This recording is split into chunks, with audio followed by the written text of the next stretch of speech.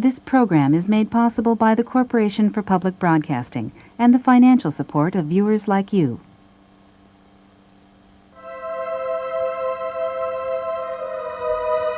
Long before any rabbits emerged from top hats, before any women were cut in two, even before that initial invitation to pick a card, what was the first magic trick? Probably this, a simple fire, but simple only if you know how to do it, know how to make it happen when and where you want it to happen. Once, one person knew, and the rest of the people didn't. And on that day, the magician was born. And there's always been people that were the wise men and the wise women that through performance or through storytelling or song or perhaps even through magic illusions were able to share hidden knowledge. It's been said that magic is the world's third oldest profession. The second is advertising.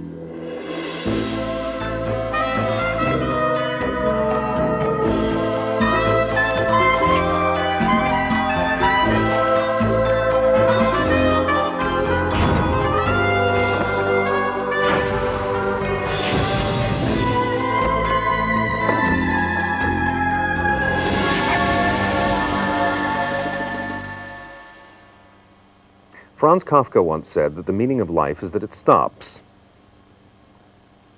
And that's very much what magic is about, isn't it? It's about mortality, and what are you going to do about it? In a Las Vegas casino showroom, magician Lance Burton is about to confront death before an audience of people who have spent the day confronting blackjack dealers, roulette wheels, and slot machines. The difference is that Lance Burton always wins.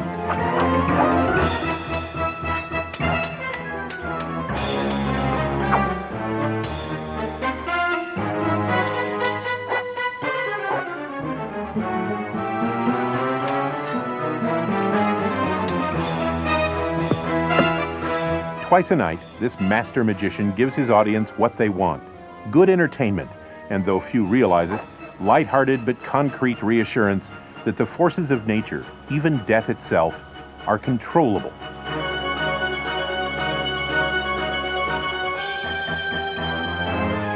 The possibility of controllable nature through creation, transformation, or knowing the secret was first presented to the human tribe by magical religious figures called shamans, and in many places, the shamans are still doing it, as they have for thousands of years, fulfilling a basic human desire to know. The basic motivation behind science and religion, and to a much lesser degree art, is this notion that the world around us is difficult, problematic, and that there are hidden patterns in the world which, if understood, could make the world easier to deal with. And the world can, in Max Maven's term, be very problematic. If the forces of nature can't be controlled, at least we can try to understand them. Since the beginning, human beings have asked, why does this happen? And why is it happening to me?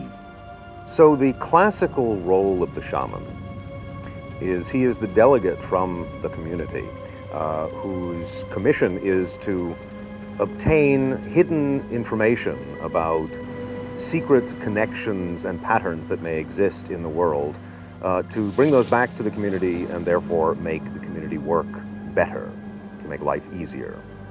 To make all life easier by predicting and explaining nature's bigger effects and controlling life's smaller, more personal irritations. The shamans used whatever magical powers or whatever magical techniques they had to impress their patients that they had these special powers. Today, most magicians would say, well, there's nothing sacred or there's nothing religious or metaphysical about sleight of hand magic. But the branches all lead back to the roots of shamanism. Kofi Adu is a modern shaman in Ghana, West Africa. When he was born, he was clutching a stone in his hand. The village elders proclaimed it a fetish, a magical object to be worshipped. He will perform miracles, said the elders. And that thing I brought from the universe is now here doing miracles. I have power from it. If a sheep is here, I can command that sheep to die, and it will. From the day of his birth, Kofi Adu has been a fetish priest with the power to control the natural world, the protector, healer, wise man, historian, prophet, and religious leader of his community. And by any definition, he is also a magician. Like the Celts, Maoris, Tlingits, and most of the world's other indigenous peoples, the Ashanti believe magic is as much a part of life as air and water. Kofi Adu embodies that belief, and he's a magician because he uses the tricks of magic to convince the people of his power over good and evil. He believes himself in his magic, but he also buys theatrical makeup from a London mail-order house. Jeff McBride.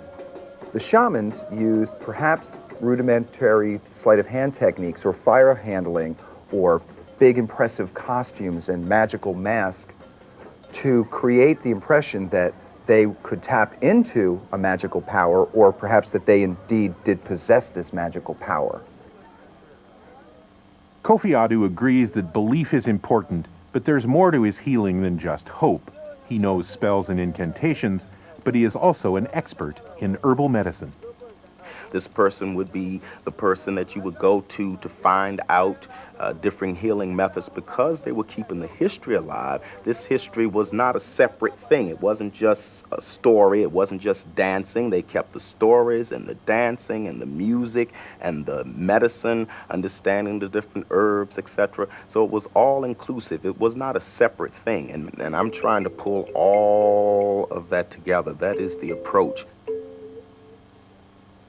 Once upon a time, deep down in the magic forest, there lived a handsome prince. That's me. He went way up on the mystic mountain to visit the great wizard, and there he received many precious gifts. And on this day, he came down from the mystic mountain. He found his friend Umbute, and Umbute watched as he revealed a bag and dumped the contents out on a stump. Then the prince gathered up one of the Rijumba nuts, and he slowly, very carefully opened the nut to reveal the contents inside. He poured the nuts out on the stump, and Umbute watched as the prince broke the nut into small pieces. Umbute did not know what was about to happen, but he knew whatever it was, it would indeed be wonderful. The prince gathered up the pieces. Then he took one of the other nuts. He waved it over his hand and began to chant the secret spell, Rijumba. Rijumba. And then the prince opened his hand to reveal the nut had restored itself. Yes. And then the prince said, "What happens here affects what happens here." Then the prince slowly, very carefully opened the nut to reveal, yes, inside there was a whole nut. And there were now tiny pieces. Yes. I don't know if everybody was fooled by the shaman's tricks, and if some people in the tribe didn't know that they were tricks. But that wasn't the point. Science is looking at the universe to try to discover how it works and discover answers to questions. And that's essentially what magic is.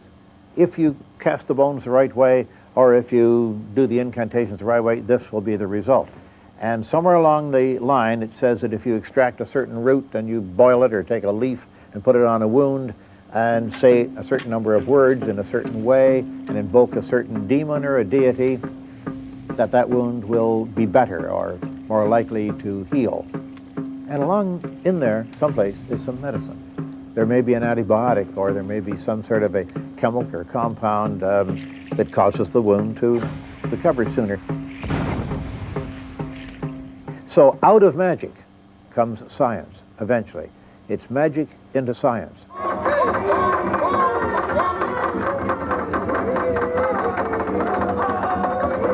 The proto-scientific nature of shamanism includes prophecy for many indigenous peoples, including the Kwakiutl of British Columbia, seen here in 1914. Using different magical sources, from the entrails of sacrificed animals to the voices of the dead, shamans forecast the weather and foretold when crops should be planted, fish should be caught, and war should be waged. So they controlled nature, including the human nature of their enemies, by predicting it. But their resources weren't just magical. By becoming even more sensitive than other tribespeople to natural phenomena and patterns, they became the first professional naturalists, agriculturalists, and more than anything else, psychologists.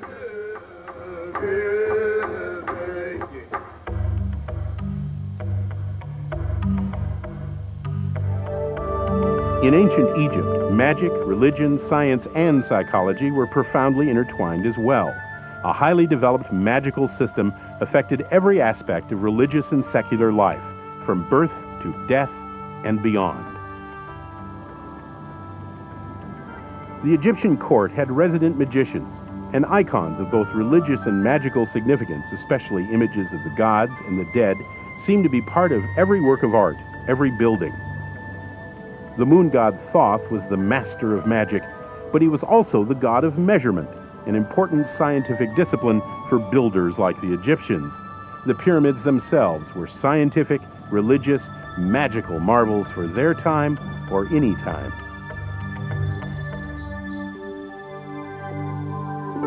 In Greece as in Egypt, the shamans became temple priests, and the temples themselves storehouses of real and mystical knowledge, that hidden information about secret connections and patterns. But magic, science, and religion were part of the temples as well. Some of those temples are pretty astonishing. The doors would open with thunderous noise, and it was all based on natural science or their early perception of natural principles. And that's probably what's interesting about Greek magic, is that, and Egyptian magic too, is that these people were not scientifically illiterate as we imagine they were.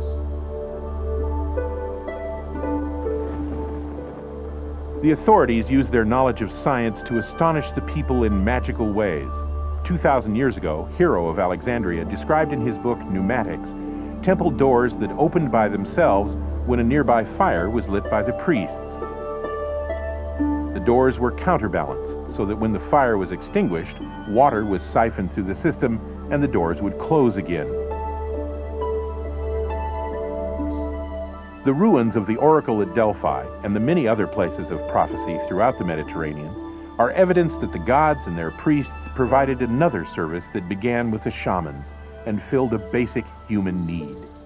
If we accept the premise that the world is difficult and problematic, then of course it makes sense that people want to know what's coming, because one of the definitions of reality is that it is filled with dangerous and unpleasant surprises.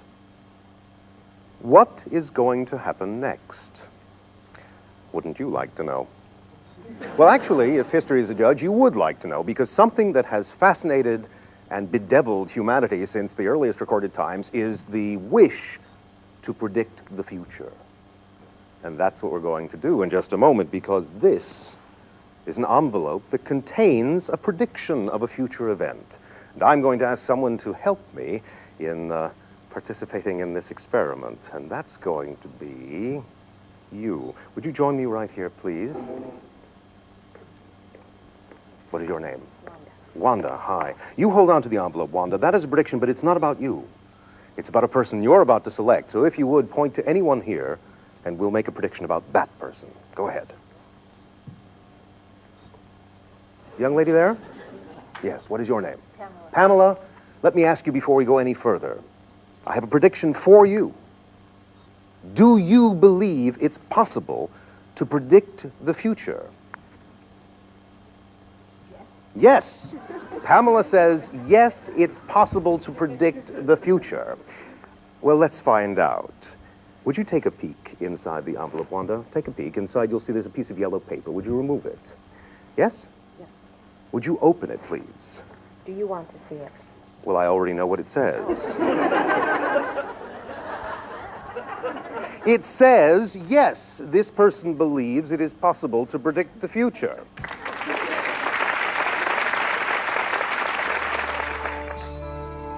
Besides ritualized prophecy and the use of technology in the art of illusion, the Greeks gave the modern world one thing more, the word magic itself.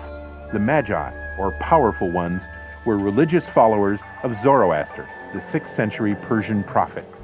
When the word magic began its use, it was originally a term of derision. It was used by the Greeks to characterize a teaching that was foreign.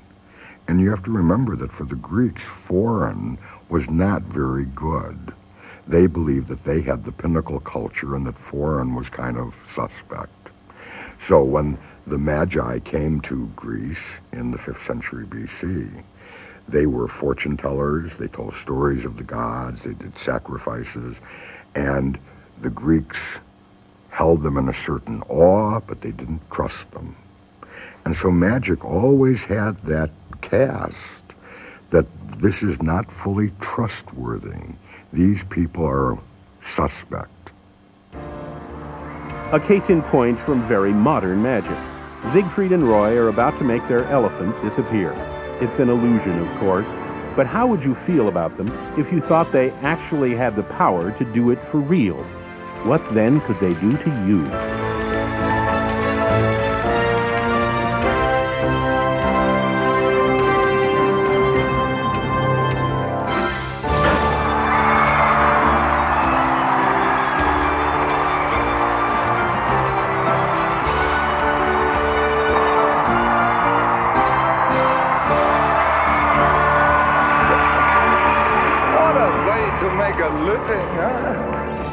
Just as magic can be cynically defined as other people's religion, so magicians are other people's priests. The Magi in Greece weren't the first to feel like outsiders because of that kind of socio-religious isolationism, and they most certainly would not be the last. The Ganges at Benares, India's sacred and magical city. The river here is extremely polluted, yet Hindus come from all over the world to purify themselves in its waters. For this is the city of the all-powerful Shiva, the protector and destroyer. So the devout drink a liquid that would have very unpleasant effects on most people, yet they do not get sick. Is it magic or is it faith? There is no easy answer, because the relationship in India between magic and the many religious systems is both extremely complex and magnificently straightforward with a little help. Yellow cotton thread, a single length, which will represent the entire universe. In the stories of India, it is the god Brahma who creates the universe and all that there is. Brahma then retires, and the god Vishnu takes over, and Vishnu sustains and preserves the universe in every moment of its existence. And then, at the end of time, the god Shiva appears and dances the Tandava dance, a weird and terrible dance of fire, in which the entire material universe is destroyed in blinding light, brighter than 10,000 suns. And the universe is no more. There is only silence, vast cosmic sleep. And out of this cosmic sleep, Brahma wakens himself again. He looks about, and seeing nothing lovely or beautiful, he decides to create the universe again. and creating it, he retires, pleased with his eternal play.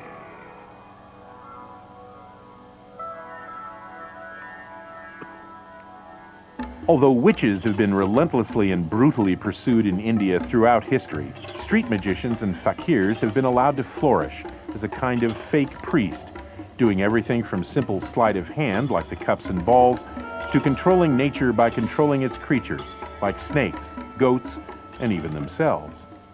Now from India, where a lot of our magic tradition arises in the first place, we also hear stories of fakirs. They're able to do remarkable things, like sticking skewers into their bodies and sitting on beds of nails, walking on beds of fire, and, even licking red-hot daggers, if you can believe that. But you see, pain is a very subjective thing. It's different for different people. Some people will feel pain while others don't even notice the same amount of stimulus. I'm going to straighten out a paper clip here, which doesn't seem to be very sharp, but I think it'll do the job for us. And I'm going to give you a demonstration by actually poking this into my arm. Incredible, but nonetheless true. I'll poke it in right about there. Don't get squeamish over this, because remember, I'm a trickster, this is a trick, and what you're seeing is strictly fake, but it certainly looks pretty convincing. Oh, whoa boy! Oh, the pain! Well, what you're going to see here is pretty gruesome, all right. Oh, don't want it to bleed all over the place, but what you're seeing here looks very realistic. I think you'll agree. You'd swear that I'd really done something terrible to my body. But remember, it's only a trick. It's not what the fakirs do. It's what we magicians do. And now, to restore this once more, whew, I think that if you look carefully at my arm, you'll see that, by golly, instantaneous healing has taken place. Ladies and gentlemen, a miracle. Because of their status as pseudo-priests, Indian magicians have the freedom to do amazing tricks about important, usually religious subjects, like death and resurrection, in The Hindu Sword Basket, performed by Jeff McBride and Luna Shimada.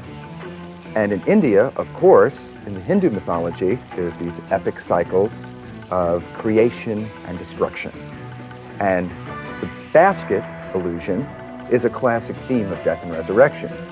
You have Kali, you have all these great mythic characters, and in the classic Hindu version, a young boy gets placed in the basket and is sacrificed to Kali, and then through the goodness of the crowd, after they buy little magical rings that the magician sells to them, he has enough money to buy food offerings to give to Kali, so the boy is then restored.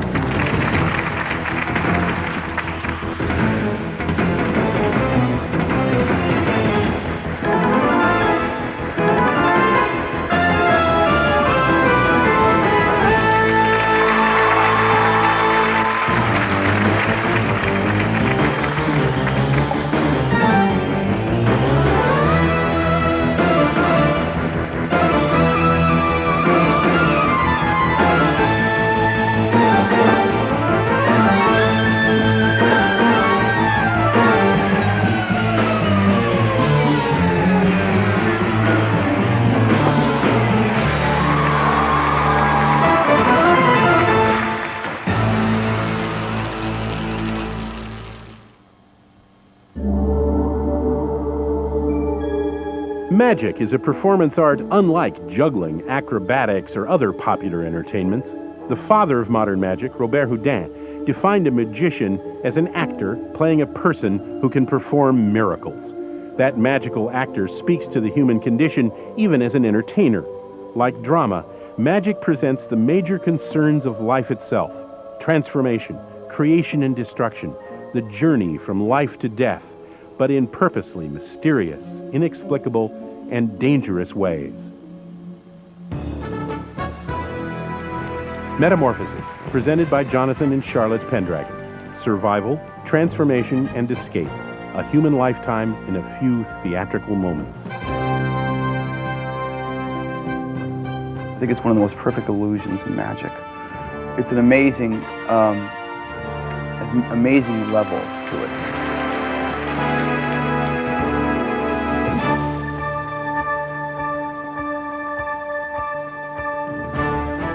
Houdini is the person who gave us the contemporary look of the effect. If it's done at a particular level of performance and speed, it feels like a double escape. One person escaped out, one person escaped in. A little bit better focus, a little bit more speed, begins to feel almost like a penetration. The person penetrated through the wood of the box, the other person penetrated out. We wanted the magic to be up here where we were, so we give it the feeling of transformation.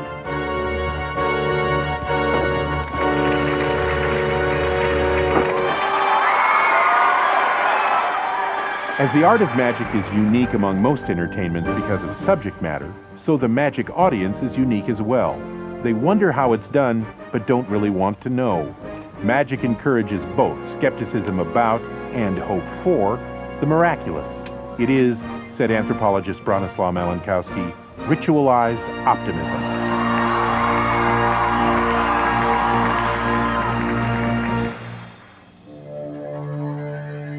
The Indian rope trick is a good example of the magic audience's skepticism and optimism, its desire to believe in the miraculous, no matter how unlikely. Now, the scenario of this rope trick is that the magician has a basket sitting there. He takes a coil of rope, throws it into the air, it becomes rigid, and it stays up there. That he sends his little Indian assistant, little boy, to climb up the rope.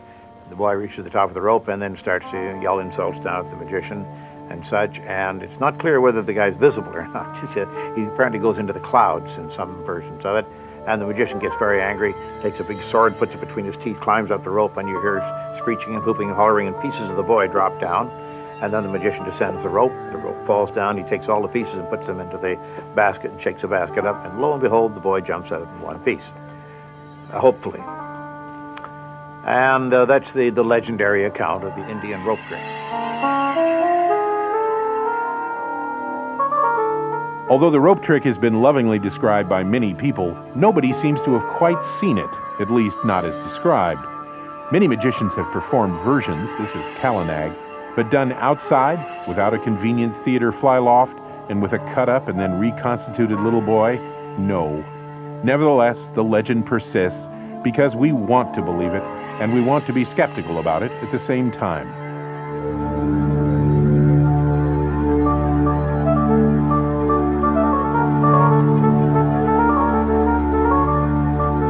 Skepticism has never been a popular point of view. You don't have to take my word for that. You can just ask Galileo.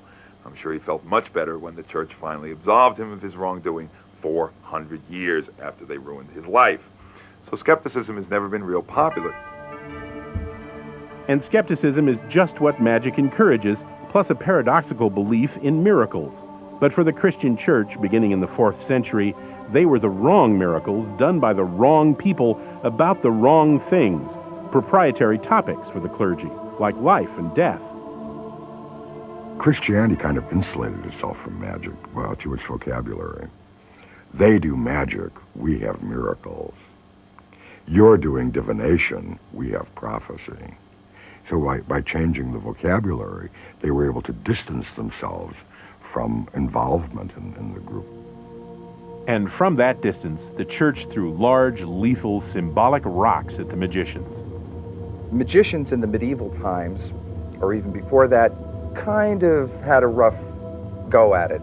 Because if you said you had magical powers, you were burned at the stake for being a witch. So here we get to a time in history where there are different competing franchises for the same congregation. You have entertainment and magicians and priest-healer magicians and all these different varieties of magic. And all of a sudden, if you say you're a magician and that you have some sort of magic, you die. The ace of clubs will represent an exceedingly efficient instrument of medieval torture. The king of clubs, a traveling magician, a sleight of hand artist who has been accused falsely of heresy. I play Torquemada. Well, the device is prepared behind the victim's back, thereby increasing witless anxiety. The Inquisition begins. Do you confess your heresy? No? Great. Perhaps this will loosen your tongue. Actually, the victim's tongue has been removed, so the anguished cries do not detract from the merriment of the moment. Now, you might think that the victim would be inserted into the device. No, the device is inserted into the victim. Much more painful, and it is pushed against the very spine. On good days, you can get them to turn around, but on really good days, you can get them to turn inside out. Not only that, you can get them to turn outside in. And not only that, you can get them so confused, bewildered, they actually face half one way and half the other. A quick snap of the spine. This is my favorite part because you will hear the bones breaking.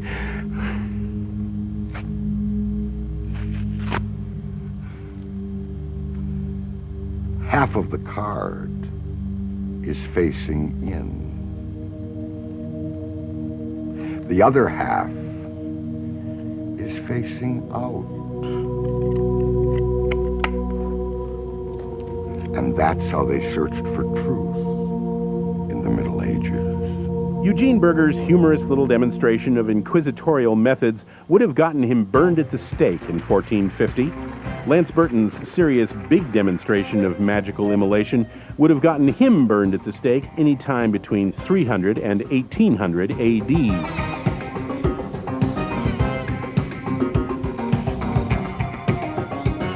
In the latter Middle Ages, the Inquisition turned from heretics to witchcraft with a vengeance. Magicians tried to protect themselves from the Inquisitors as best they could by looking and acting non-threatening. Lance Burton certainly wouldn't have tried cremating and restoring any of his followers back then.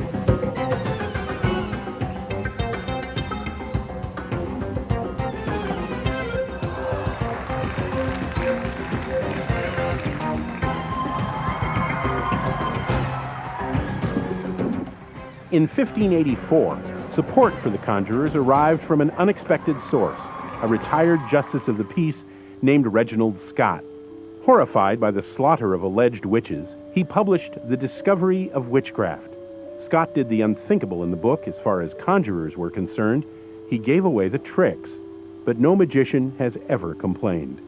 Reginald Scott was a remarkable man, but he attributed a lot of these fanatical movements against the street magicians and against the conjurers and the so-called witches to a total misunderstanding of what could be done by perfectly ordinary physical means. The first edition of his Discovery of Witchcraft is very, very hard to find today.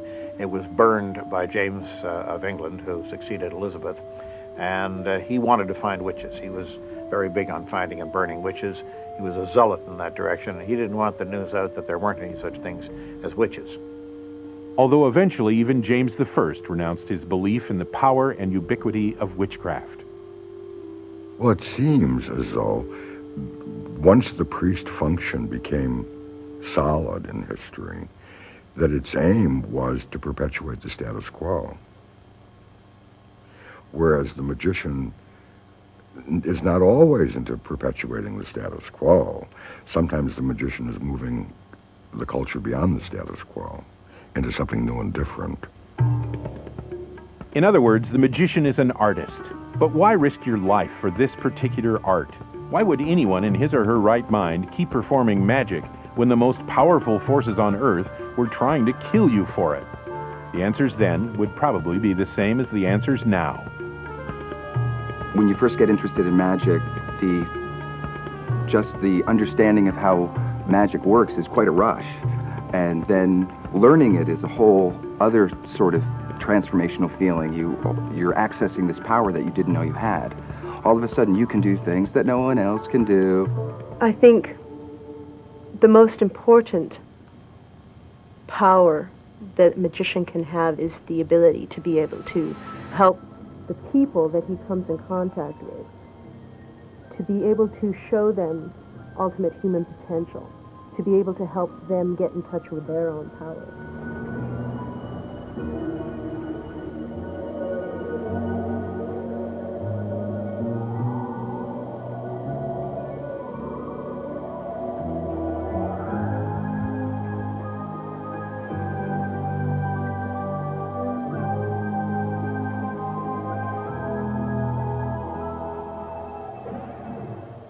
A very large proportion of American males, somewhere between the age of 7 and 12, go through a certain phase of dabbling with magic.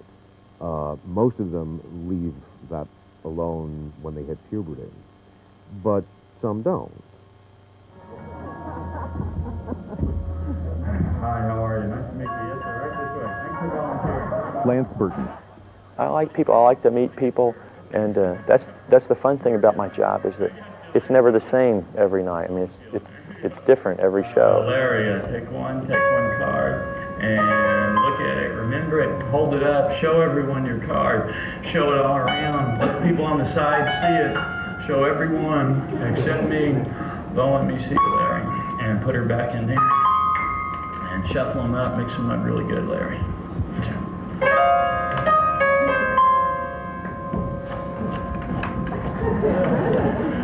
You people want to see somebody get hurt. Oh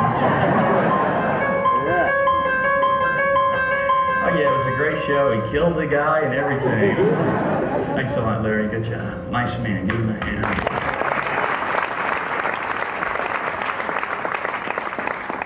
Always nice to have bars. This is not the most spectacular magic trick in the show, but it is the most difficult. It's my job.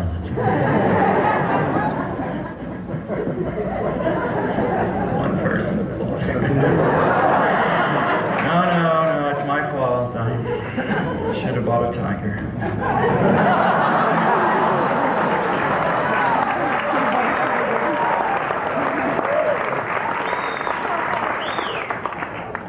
You people, you're all right. Larry, my friend, what was your card, please? 3 of spades. God bless you.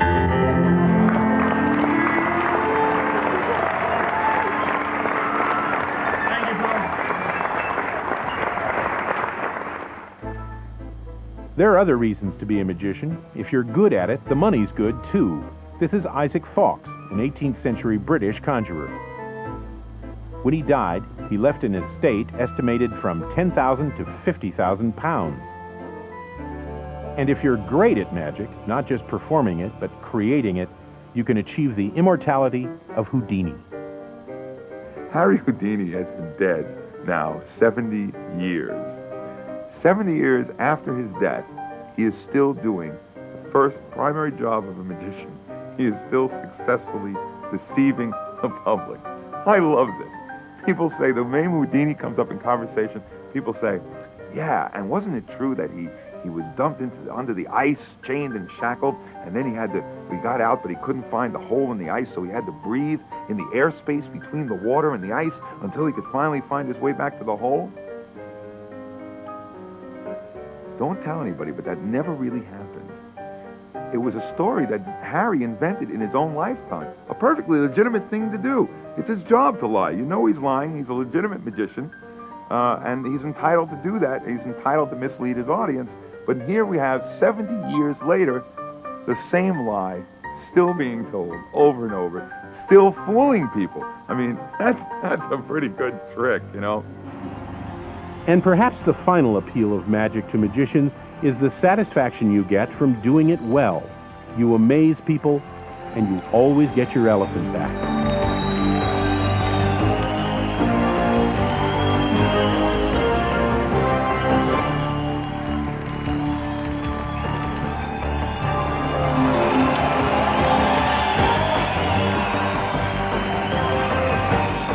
You don't even have to have an elephant to be amazing. Since the beginning, magicians have pleased and perplexed using the simplest objects: coins, cups, balls, and cards. The King of Spades. I call the King of Spades the Big Apple card because, like everybody else in the Big Apple, the King of Spades is the one always trying to make it back up to the top of the heap. Look, very slow, very fair, in the middle.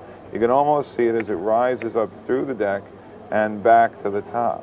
I don't see much of a difference between performance magic and other forms of entertainment, with one exception, which is that magic wears its secrecy on its sleeve. I have this very narrow specialty. I know about fooling people. That's what I know about. Can't go to school for it, you know, but that's what I know about. And I know how to use it. This man is serious. All right, I think that's enough. Great.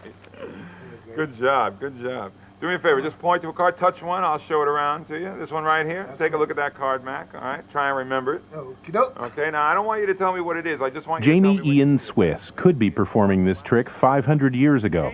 Across the table in a local alehouse, one person with cards and skill, another person willing to be fooled. What card are you looking for? Wait, what card are you looking for? I'm looking for the Queen of Spades. The Queen of Spades? Was it really the Queen of Spades? You're not going to believe this, Mac. It's under my cocktail. You can't. Go ahead, check it out. Check it out. You'll be wrong. Queen of Spades, not bad. And it's a fun thing, as long as all the cards are on the table, if you will, and it's an honest demonstration, an honest claim. Fair enough. That way there's no way for me to cheat much. So I'm going to fool you now. I'm going to lie to you now. I'm an honest liar. Think of any one of them so you'll be the only one to know what card you have in your mind. In the Middle Ages, the honest liars of magic were confronted by authorities who wanted to make a clear distinction between miracles and tricks, and didn't need anyone around encouraging secular visions and fantasies. And the magicians had something, a rare and coveted commodity then as now, that made the authorities nervous. We're dealing with power, the issue of power. Magician is perceived, I think rightfully, if he or she's any good at all, as having some kind of power.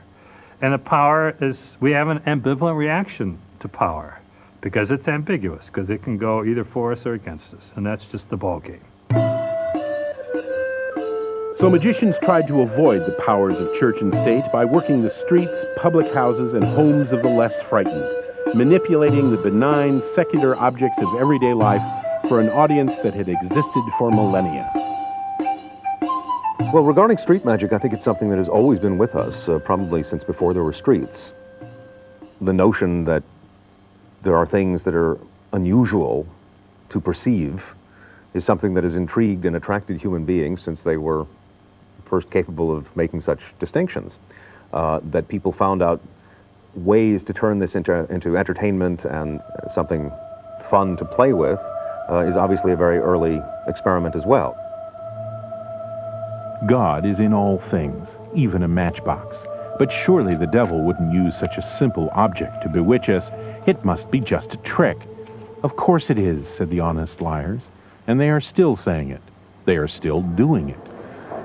Now it really does go in the middle, face down, of course. A little riffle is all it takes to bring it right back to the top. Watch again, face down, in the middle. That's usually enough time to bring it right back. Oops, well, sometimes it does take a little bit longer.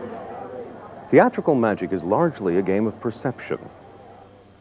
And you're going to be perceiving for us this evening. What is your name? Kendra. Kendra. This is a little exercise done for your eyes only, but you'll verify for everyone else what's going on. Two pictures. Over on this side is a picture of a duck, yes? Yes. Okay, and on this side a picture of a rabbit. Yes. Fair enough. Hold your hands out, palm up in front of you. And I'll place these down on your hands. Now, which one was the duck? The duck was over on your left, and the rabbit was over on your right. Here comes the magic part. I say that they will change places. And over here, where we had the duck, is now A rabbit. a rabbit. And over here, A duck. the duck. Well, as I explained a moment ago, magic is largely a game of perception. In fact, there is a duck over here and a rabbit over here, and vice versa.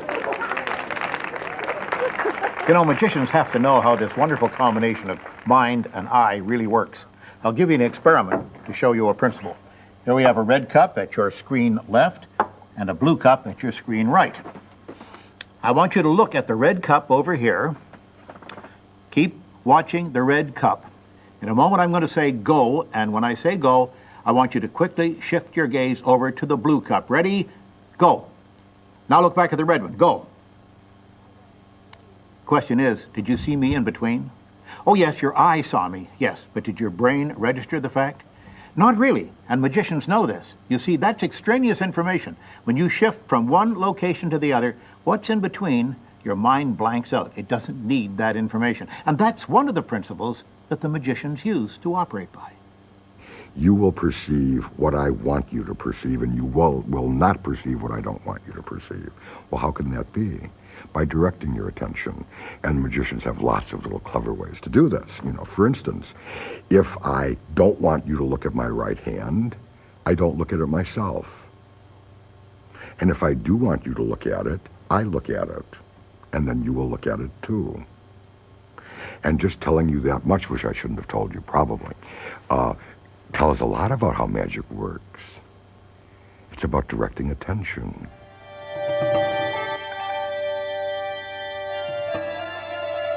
This kind of close-up street corner magic is called sleight of hand. To many conjurers, it's the hardest to master. But at least the props are simple, like the cups and balls, here in the hands of Jeff McBride. The cups and balls represents that we live in a world of wonders and there's surprises at every turn. It takes place on this little surface, and all of a sudden, something that you thought was here is over there, and it reminds us that reality is subject to change without notice.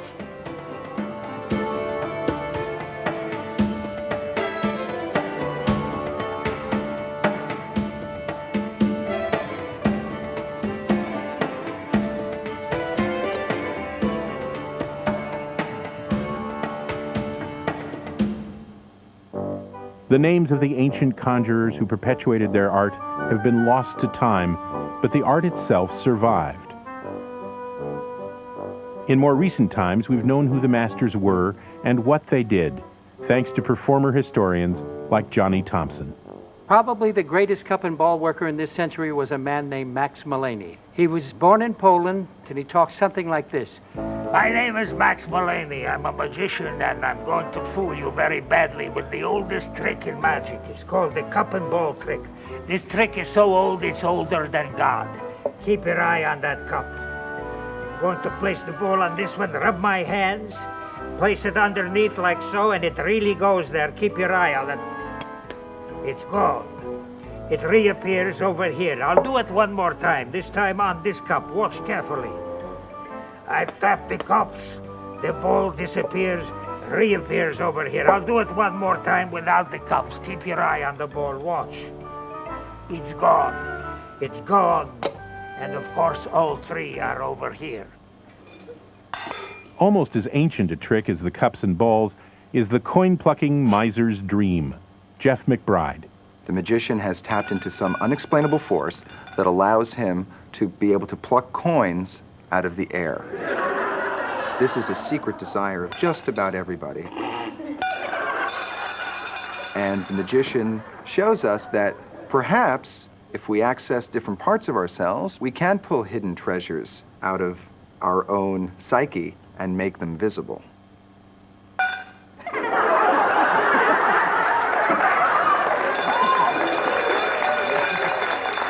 Watches Mr. Magic. David Williamson, accessing 4 coins without plucking them, making obvious treasures do his bidding. The idea is to cause the coins to jump, there we go, from place to place, simply by wiggling the fingers. I'll do it again even, oh, and the last one's the most amazing point, just like that. So, a lot of people think because I'm a magician, I haven't got the same problems with money the rest of the world does. Not true. I mean, these days in this economy, you don't have to be a magician in order to make money disappear. But just like in the real world, the hardest part, that's making it come back. Now, in order to take a coin like that and sort of make it flicker in and out of reality, a little metaphysics there, it's really a series of complex steps which I'll try and break down for you. Now, you begin with a coin. That's a coin. You give it a little squeeze. Now you can break it into 2 invisible pieces, which you then have to catch. Once you catch them, you squeeze them back down into a little invisible ball. You rub the ball, toss it in the air, catch it over here, wave your hands over, it comes back as a coin. You put all that together. Some people call it magic. Other people just call it strange. Of course, even magicians have to deal with inflation. You all know what that is.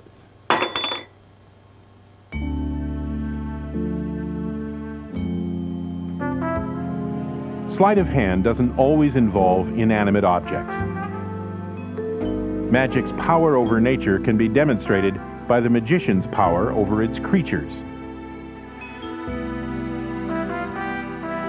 This is the Dove Master, Channing Pollock, whose devoted fans included practically every other magician, like Max Maven. Channing's technical skills were top of the line, and his stage presence was just awesome. And Pollock protege Lance Burton. Channing transcended magic. He wasn't the first magician to use live birds. That had been around for centuries. Magicians had done tricks with livestock. But Channing, the act that he put together was so simple and elegant in its plot. He just created life.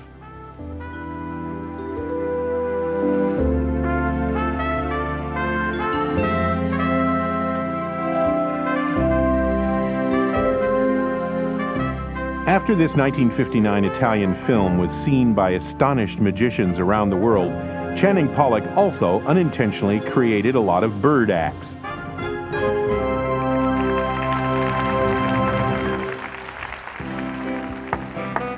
Because of Pollock, fledgling birdmen couldn't wait to load their own swallowtail coats with doves. Everybody and their uncle was doing birds, and they were all doing Channing Pollock's act, almost verbatim or pieces of his act. I didn't meet Channing physically in person until 1966. That he said, if you're getting back into the business, why don't you take my act? He said, I don't think I'm going to be doing it long. And I said, well, Channing, why would I want to do that? Everybody in magic's doing your act. So Johnny Thompson adapted the act by making it funny.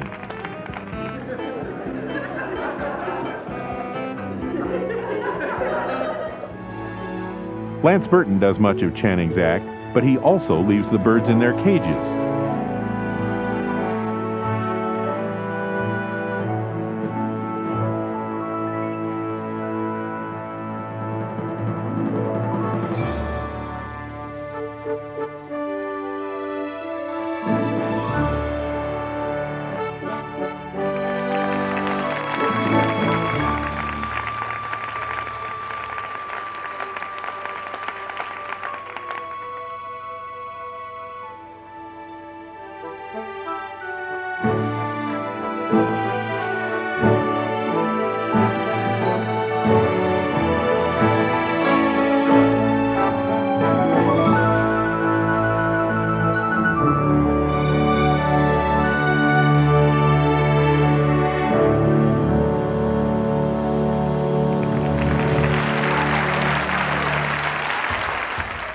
And the bird goes on. This is Canadian Jason Byrne, who has taken a bit from Pollock, a bit from Thompson and Burton and others, and created his own work of art.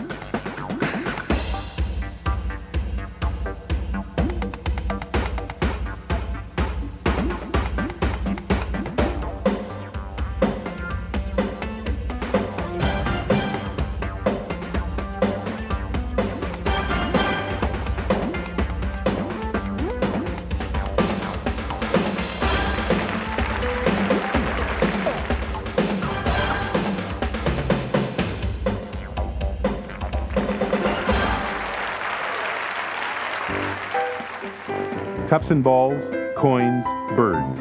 Anything at hand can be at sleight of hand for conjurers. From crockery, spun here by British magic pioneer John Neville Maskelyne, to hats, large and small. This hat o'plenty is being manipulated by American magic pioneer Howard Thurston. Slidini, a legendary sleight of hand performer, slightly handling scarves.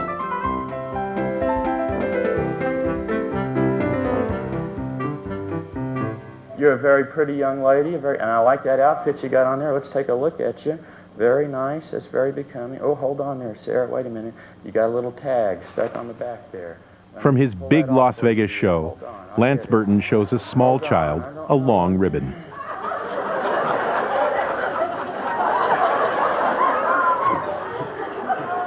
Okay.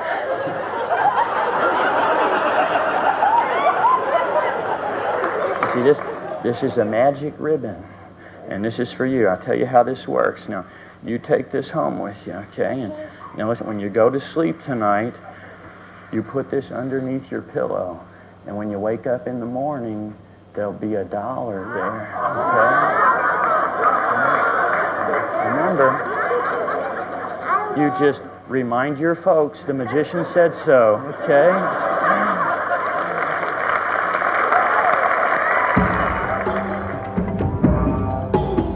Of all the sleight of hand props, none has been so consistently popular over the centuries as playing cards.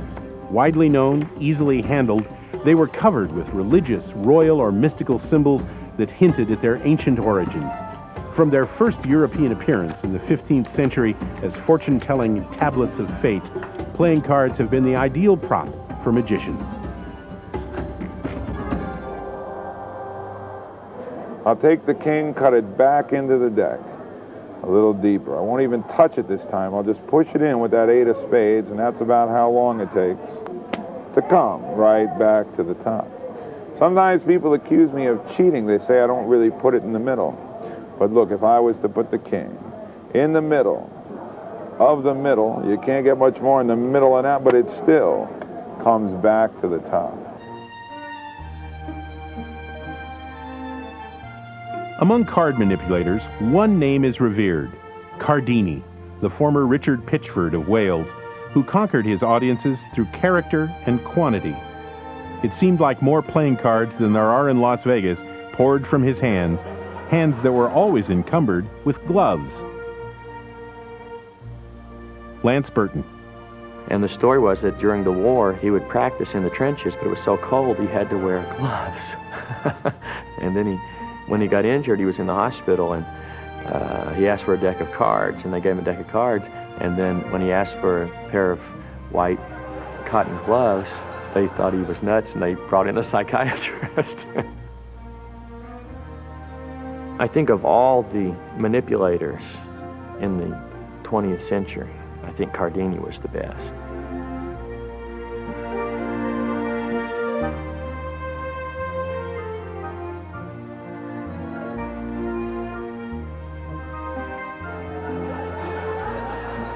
What Cardini accomplished was twofold. Max Maven. First of all, he took the level of technical skill involved in an act of his type and raised the bar to a height undreamed of before.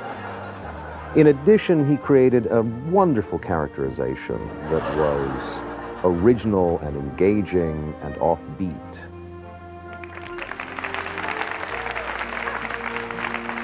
I think if you were going to identify the magicians prior to right now, who had the greatest impact stylistically on magic in general, stage magic in particular, it would be Houdini and Pollock, because each of these men achieved such a substantial jump in technical growth, combined with such a profoundly original and interesting characterization, that the result suddenly became the definition of a magician to almost everyone, including almost all of the other magicians.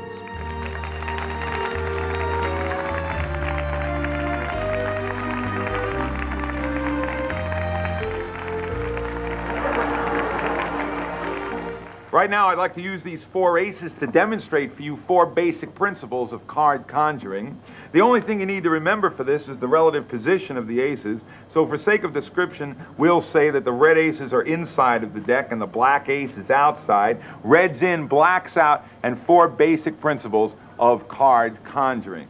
Beginning with this one, the snap. If I snap the cards, I can actually make the aces change places, with the red ace is now outside of the deck and the black ace is inside. Red's out, black's in.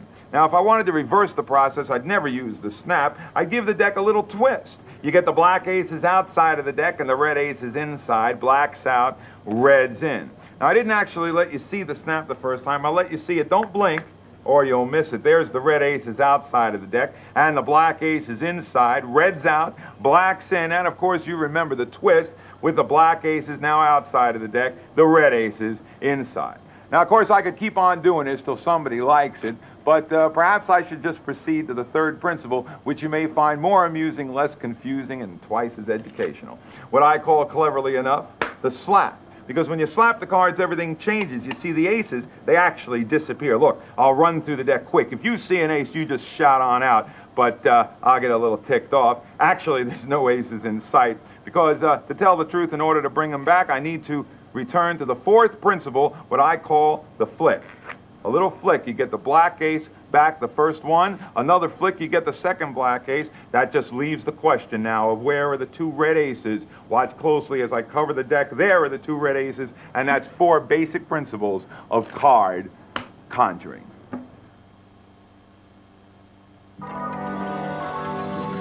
The magic specialty of mentalism is older than cards, possibly even older than the cups and balls. And though mentalism can also involve manipulating objects, manipulating minds is the practitioner's real challenge. Mentalism deals with thinking, so it covers a pretty wide range of things, what in recent times has been dubbed psi or psychic phenomena, things of mind reading, telepathy, predicting the future, to some extent psychokinesis, making things move by the power of the mind. Mentalism's diversity is reflected in mentalists' billing over the years. The man with the 6th sense, the one who knows, the high priestess of mystery, the white Mahatma, the man with the X-ray eyes, the scientific sensation of the hour, even the man who can read the mind of Mayor Highland, whoever he was. Some mentalists were husband and wife teams, like the Zanzigs, who billed themselves as 2 minds with but a single thought. They did second sight. Mrs. Zanzig, blindfolded on stage, identified objects her husband Julius gathered from the audience, and they were an inspiration for Leslie and Sidney Piddington. Their mental telepathy seemed so real, many people assumed it was, a claim they neither made nor denied. The reason mentalism attracts me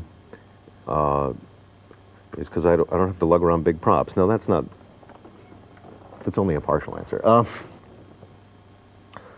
My attraction to mentalism is because it's the closest thing I know of to real magic.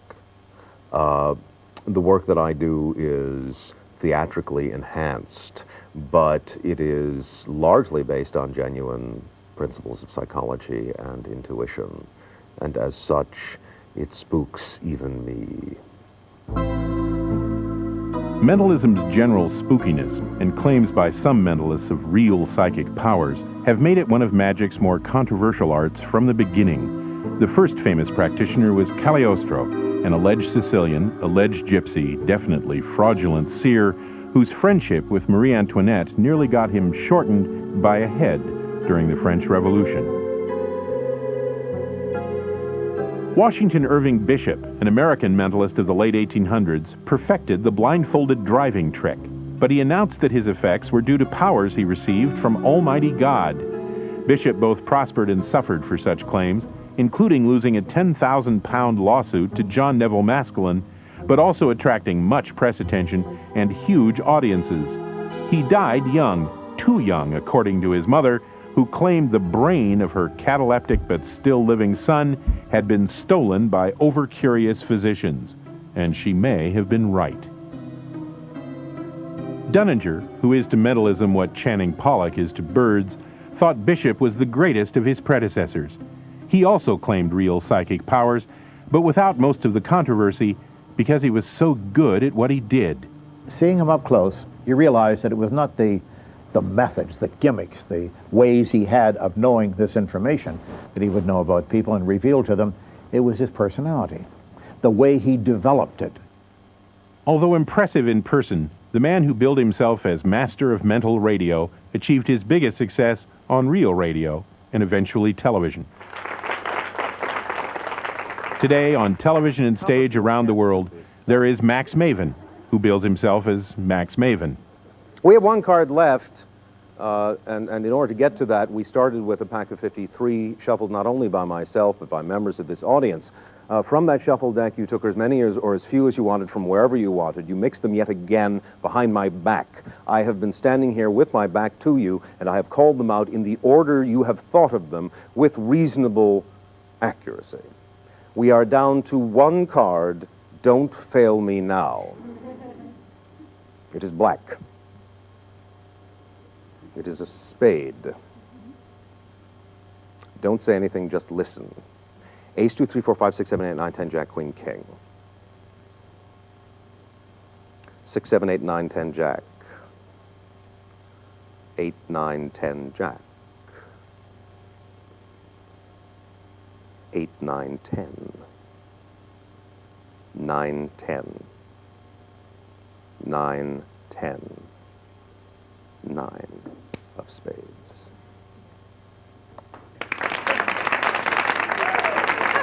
Like so many of his predecessors, Max Maven is enigmatic about the true nature of his power.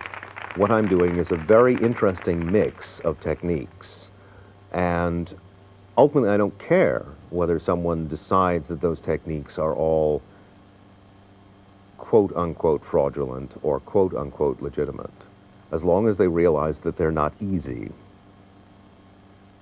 Now, some psychics say they can deform pieces of metal like this silver fork, and they say that they do it with magical, divine forces of some kind in their minds. Maybe they can, but I can tell you that it's easy to do by trickery, too. Watch this very carefully now. I'll just hold it right out where you can see it in high resolution, and I'll just see whether or not we can get the effect we want. Let me see now. Oh, can you see that? It's happening right before your eyes, ladies and gentlemen. Look at that. One of the tines is actually bending and turning sort of liquid, and gee, I wonder how that's done. Well, if the psychics say this is done by magical psychic forces, I can show them a much easier method, believe me. I can sit down in front of the card expert and, run up a good poker hand when he thought nothing was going on. And I can sit in front of the academics and the scientists and say, look, parapsychology claims to have established 4 kinds of paranormal phenomena in the 140 years that parapsychology has been studied as an alleged science. These are precognition and telepathy and psychokinesis and clairvoyance. I don't believe that any of these phenomena actually exist, but I'm going to demonstrate them all for you in the next hour. To demonstrate that they can be fooled, and that the most dangerous thing in the world is to think that you're smart enough that you can't be fooled. Even I can be fooled, Now let me show you one of the experiments that's being done in parapsychological labs. Now you see, scientists aren't that difficult to fool. They don't know what the magician's techniques are. I have here a metal file box. This is used for filing cards. And I have here a die with 6 different faces on it. This is the way the experiment looks in the laboratory. They toss the die into the box, and then it's randomized. Turned every which way. Now, naturally, it's impossible for me to tell you what face is uppermost on that die. But I can pretend to look through the metal at the top of the box. I'm going to stare through the metal now. I get an impression of a small number, not a completely small number, a sort of an intermediate number like 2 or 3. I'll say 3. We'll guess at 3. In fact, I get a strong impression. Yeah, 3 dots I see on that. Let's look inside and see whether or not I'm correct. By golly, look at that. 3 on the nose. 1 chance in 6 of being successful, right? Oh, no. It's 6 chances in 6 of me being successful, 100%, because it's a trick. Watch. A common belief about magicians is that the hand is quicker than the eye. It's not. You're usually watching the wrong hand. And it's not true that magicians never reveal their secrets either. I simply drop the die into the box, really do randomize it. Now at this point, of course I have no idea of what is uppermost on that die. But what I've done now is something you didn't see before, you didn't notice, because looking at the box from this angle, you can't see it. Look. When their secrets are being used to defraud or mislead the public about the true nature of a performance, many conjurers gleefully debunk the transgressor. I actually cracked open the box at the back here, and I'm looking inside there, and I see that that's a 1 on the die. So then I casually close it up again secretly, and I say to them, I'm getting an impression of a very small number, the smallest possible number. I'm getting an impression of a 1. In that moment when we're being deceived, we're also very vulnerable. And if the person takes advantage of us, in other words, doesn't admit that it was just a trick, or after selling me the ring for 30 cents, also wants use of my credit card, you know, then we're going in another direction. That I don't want, you know. Fool me, but then don't rip me off. Besides divinely inspired mentalists, one of the first famous targets of the magical debunkers was spiritualism, an ancient movement that was revived spectacularly in 1848 in the Hydesville, New York home of the Fox family. The Fox sisters were 2 little girls who created a monster that they could never kill. They were living in a house that was supposed to be haunted.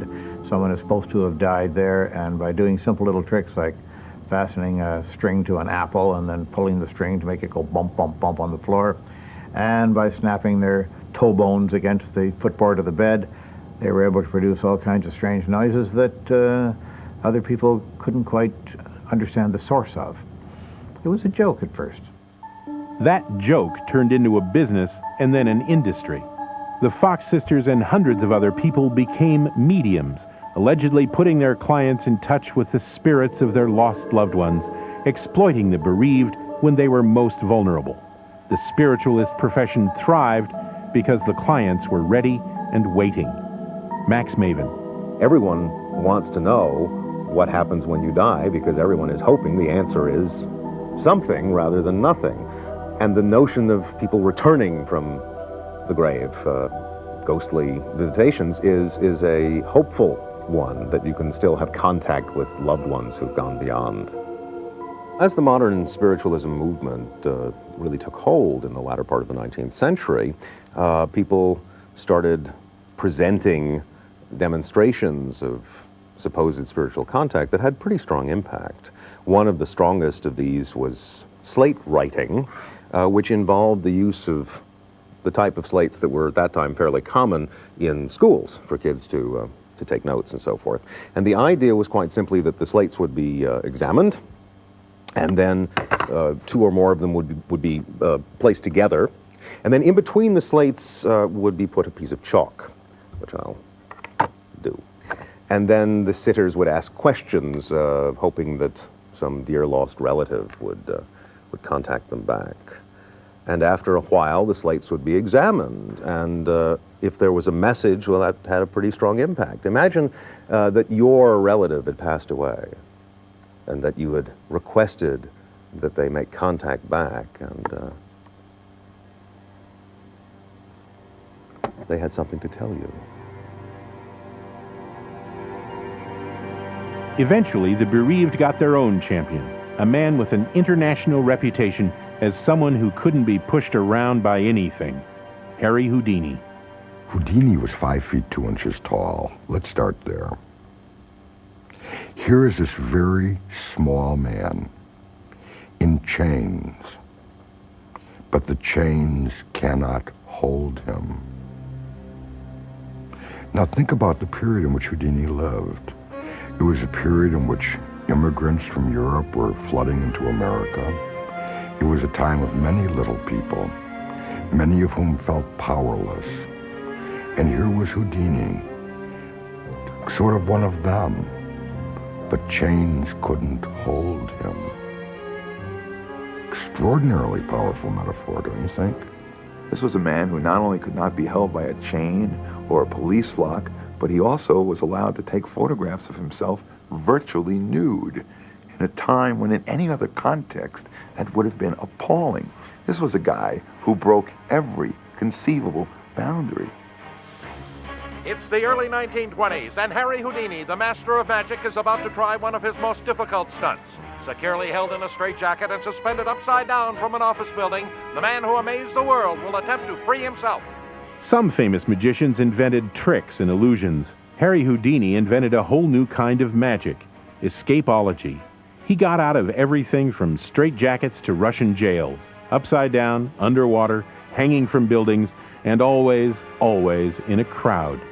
But the final passion of Houdini's life, besides Houdini, was exposing those who preyed on the grief and hope of others, because he was one of them, a boy who lost his mother. Spiritualism was all the rage at the time. He had already branded it as a total fake and a farce.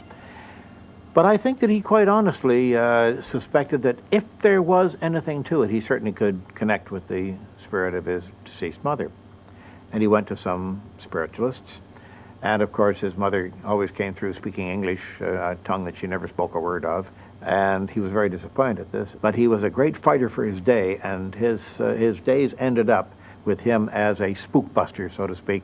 He was the ghostbuster of his day, and he did very well at it. Sometimes by showing how simply it could be done, as simple as good, strong toes on a good, loud, under-the-table bell, or with a bit of cheesecloth.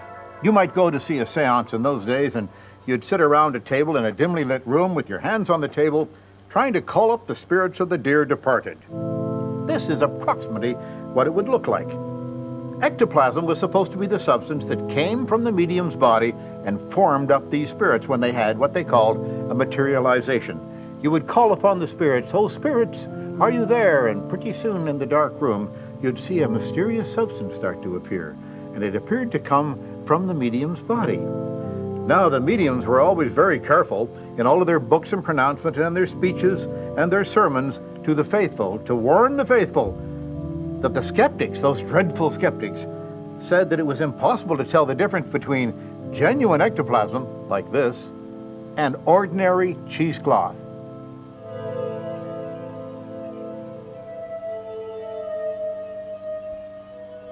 Houdini wasn't the only famous magician to go after frauds. Just a few years after the Fox sisters emerged, two brothers named Ira Erastus and William Henry Davenport claimed divine inspiration for ringing their own bells. The Davenport brothers did a spirit act wherein they were tied in a cabinet, a large wardrobe-type cabinet, and then tambourines and bells and things that were placed in the cabinet were made to sound and ring. And the people in the audience, for some reason, attributed this to the spirits as opposed to attributing to the fact that they got out of their ropes. Others have done the spirit cabinet since. This is the Willard family's version. But it was only the Davenports, through their spokesperson, Reverend Ferguson, who claimed divine inspiration. Enter young John Neville Maskelyne, the future father of British magic. His actual profession was a watchmaker, and he was repairing some gadget that somebody had brought into him in his shop in Cheltenham, and they told him it was a bit of machinery to help this fellow's artificial leg work. But Maskelyne thought, no, there's more to it than that. And he went to see the Davenports, who were American spiritualists appearing in Britain, and he realized that that little piece of apparatus which he had repaired was in fact part of the Davenport's spiritualistic act. And he was anti-spiritualist, so he watched the show, realized how they did their tricks, and got up on the stage and said, I'm a magician and will reproduce what the Davenports have done. And he did. Maskelyne rejected spiritualism outright. Houdini wanted to believe, but found too many reasons not to. But you know, the mistake that Houdini made and that many present-day skeptics make is to take all of this talk about spirits and lump it into the fraudulent category, where in fact people have been talking to spirits since the dawn of civilization, and perhaps before civilization, when we were hunter-gatherers. And whether that was all fraud, or whether there's something meaningful that we can talk, whether there's meaningful elements in this, is I think, an open question. There may be people with real psychic powers. America's Psychic Hotline Network gets thousands of calls a month, and those callers must be getting something out of it. But it's also true that if you don't mind being a fraud, psychic is a good way to go, but be careful where. I think a lot of this question has to do with the context in which something is done. If someone walks into a person's home and conducts a seance and says, I'm going to contact the spirits of the dead, then either they are honest in this attempt, in what they say they're doing, or they are willful frauds who are cheating people into a false belief system. But there's a middle ground in show business where I think the ethical rules change. If someone walks out on a nightclub stage and says, I'm going to bring a ghost in here, I don't think they are obliged to say, I'm kidding, any more than at the end of the performance of Hamlet, the actors are obliged to stand up and say, we weren't really killed. When I say the word magician, I'm really saying a lot more than that. I'm saying, I'm going to lie to you. That's my job. But you're safe, because you know, I warned you. Now, the moment your card hits the mat, you go for it.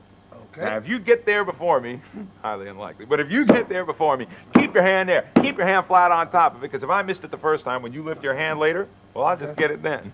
And so I'm kind of like the guy who sells you a ticket to the roller coaster, you know. And I bring you up there. I give you that near-death experience that you want. But I also promise I'm going to bring you back to the place whence you began in a not severely altered state, right? 6 of spades. Oh, not bad for the big guy. What was it, 6 of spades? Yes, turn it over, turn it over. Let's see it. No, that's red, wait. Wait, was it really the 6 of spades? You know, you're not going to believe this, Mac. See, it's under my cocktail. Go ahead, go check it out, check it out. Not again. There it is. But the psychic who uses these tools of my legitimate, honest living and then misuses them to mislead people about how the way the world works. So he sells you a ticket, brings you up on top of the roller coaster, and kind of leaves you there, pushes you off. Famous magicians debunking fraud still goes on. As alleged psychic surgeons are performing their operations in the Philippines and elsewhere, it is magician James Randi, the amazing Randi, who exposes them, not by showing how the trick is done, but by showing that it is a trick. Warning, what you're about to see isn't nearly as ghastly as it looks. All sorts of things appear to come from the center of the body, and the deeper we go, the more we seem to find. Terrible things that are said to be tumors of various kinds, but are in reality animal parts that were introduced onto the site surreptitiously. And the astonishing thing is that when it's all over and you just wipe up the mess, you'll find that there is no trace of an incision. The only thing that's been removed from the patient is that dreadful lump in his wallet. Do you feel any better? I feel fine. Wait till you get the bill. You know what? Shall we try one more? Everybody do this. Hold up one hand like this and go, tookie, tookie, tookie. Very good, and I'll tell you, if you've done that right, watch the best of all. Even as some of its classic effects have endured for centuries, magic itself has changed in many ways because it is art, and art evolves by combining the techniques of the past with the imagination of the present and the respect for both by the artists themselves. But whether magic is used as the basis for shamanistic incantation, spiritual enlightenment, protection of those too willing to believe, or pure, simple entertainment, magicians have always performed their first duty: to amaze us, to fill us with wonder and possibilities. One of the realities of human nature is that we define our lives by restrictions. We define ourselves by what we can't do. And one of the functions of the magician is to say, well, maybe we can, or at least maybe we're not as restricted as we thought we were. And by, in this representative, metaphorical, fanciful means, showing ways of transcending the restrictions of nature, busting the natural laws that surround us, the magician is saying, wait a minute, maybe you stopped thinking too soon. Maybe your expectations were set too low. Secretly, we have a desire to transform our mundane, everyday sort of existence into something fantastic and to journey out. The magician reminds us of that. He mirrors that magical potential in us. But it is in our nature to journey farther out, seeking the ever more fantastic. Coins from the air are fine, but we want to fly. With the help of new technology, and in a world less eager to attach the conjuring artist to the burning stake, magic in the mid-1800s began to fly and do a great deal more besides, and it returned to secular versions of the holy temples of its infancy. As the theater evolved, there came a housing again to create kind of a sacred place for the arts. Oh, did I say sacred? And here, the magician moves from the street back into the temple of the arts, which is the theater, with the magician playing the challenging central role of God, creating, destroying, transforming, the fire and the stake forgotten at last. Do you believe in magic?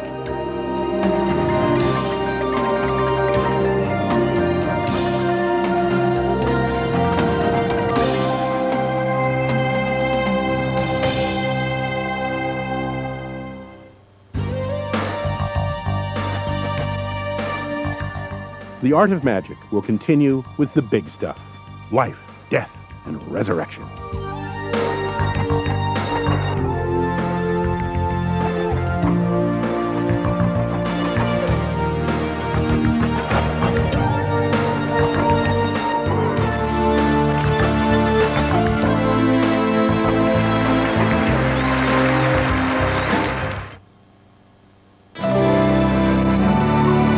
This is PBS. We now continue with The Art of Magic. The natural world offers many and varied moments of wonder, but we tend to remember the big tricks. We date events in our lives from the flood of '74, not the drizzle of '82. So it's not surprising that magic, the theatrical art that overcomes the natural world, naturally grew bigger. Magic is about busting the forces of nature.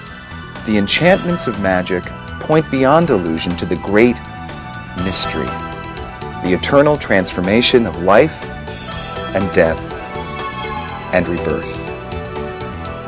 Magic, alone among the theatrical performing arts, asks a question. What does this all mean?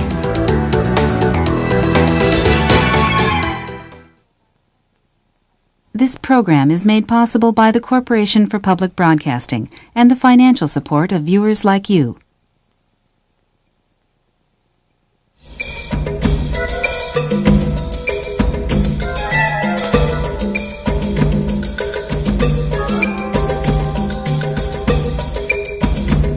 For centuries, this was performance magic. Cups and balls, coins and cards, entertaining just a few people at a time, on the streets and in the parlors and pubs.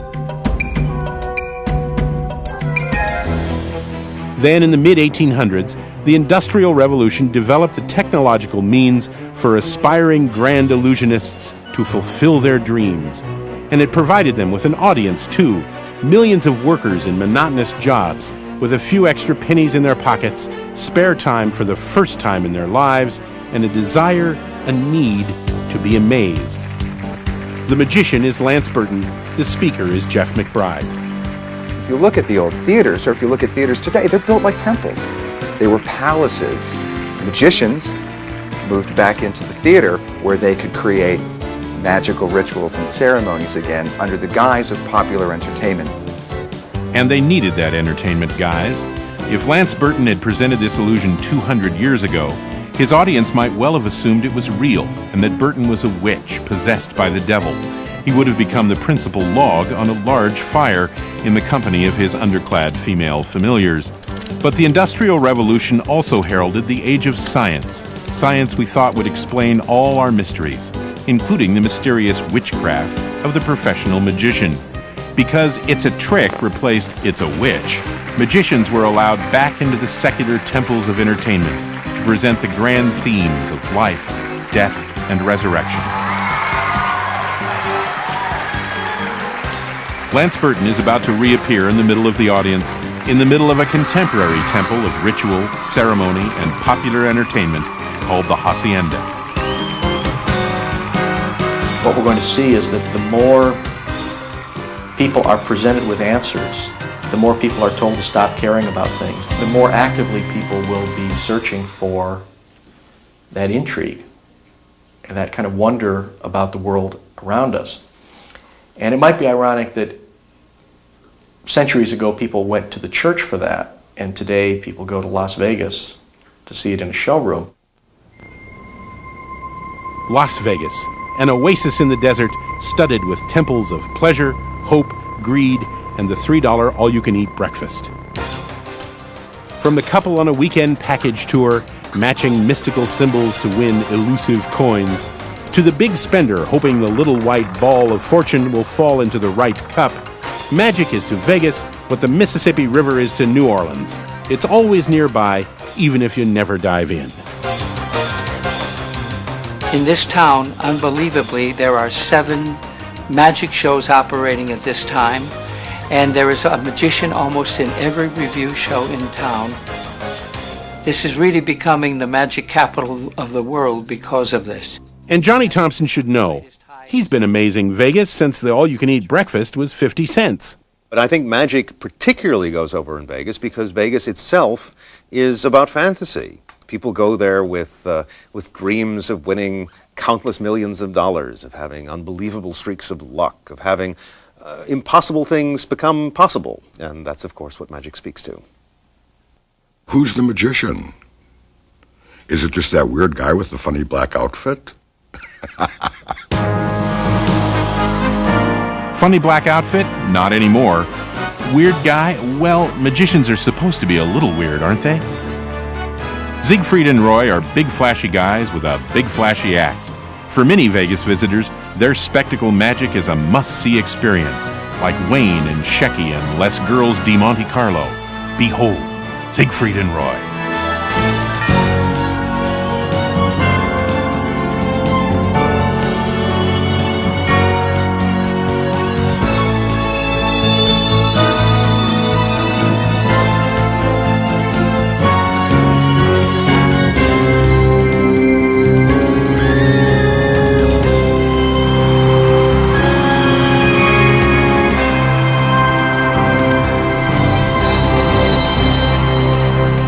For both tourists and Conjuring fans, the other Las Vegas illusionist to watch is Lance Burton, an erstwhile Kentucky farm boy who's been practicing magic since he was 5 years old. Among his biggest fans are other magicians like Jamy Ian Swiss. Lance has taken this form of the classical what magicians refer to as manipulative magic, the guys who produce all these objects.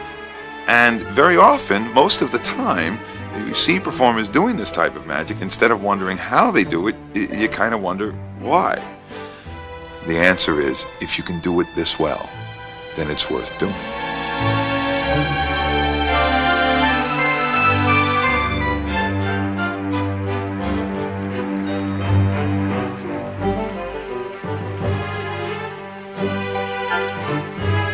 Lance Burton's Big Show starts with Small Feats of Wonder, a tribute to the legendary magicians who are his heroes.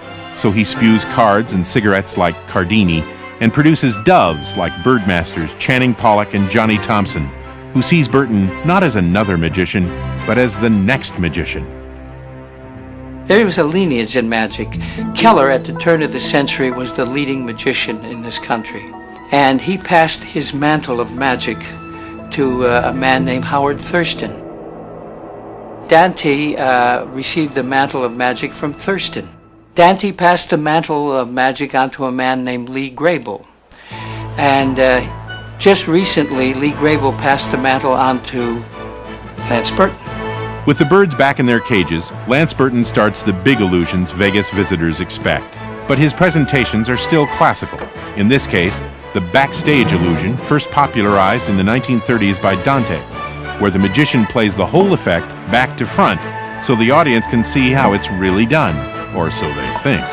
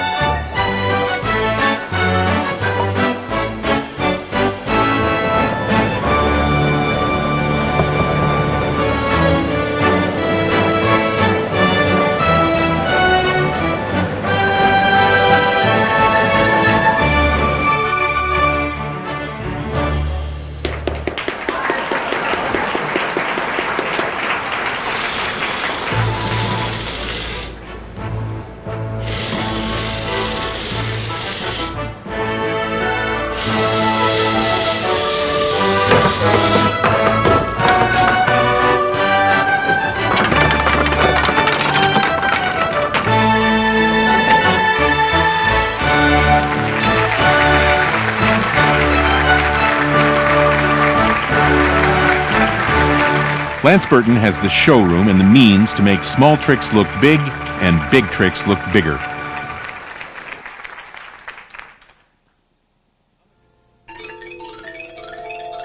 Other magicians in other rooms use various techniques to make the relatively simple seem much bigger. Like Jeff McBride's water bowl illusion. Water returning mysteriously to an empty vessel could probably be performed with jam jars in a kitchen, but then it wouldn't be magic. The difference isn't location, it's showmanship.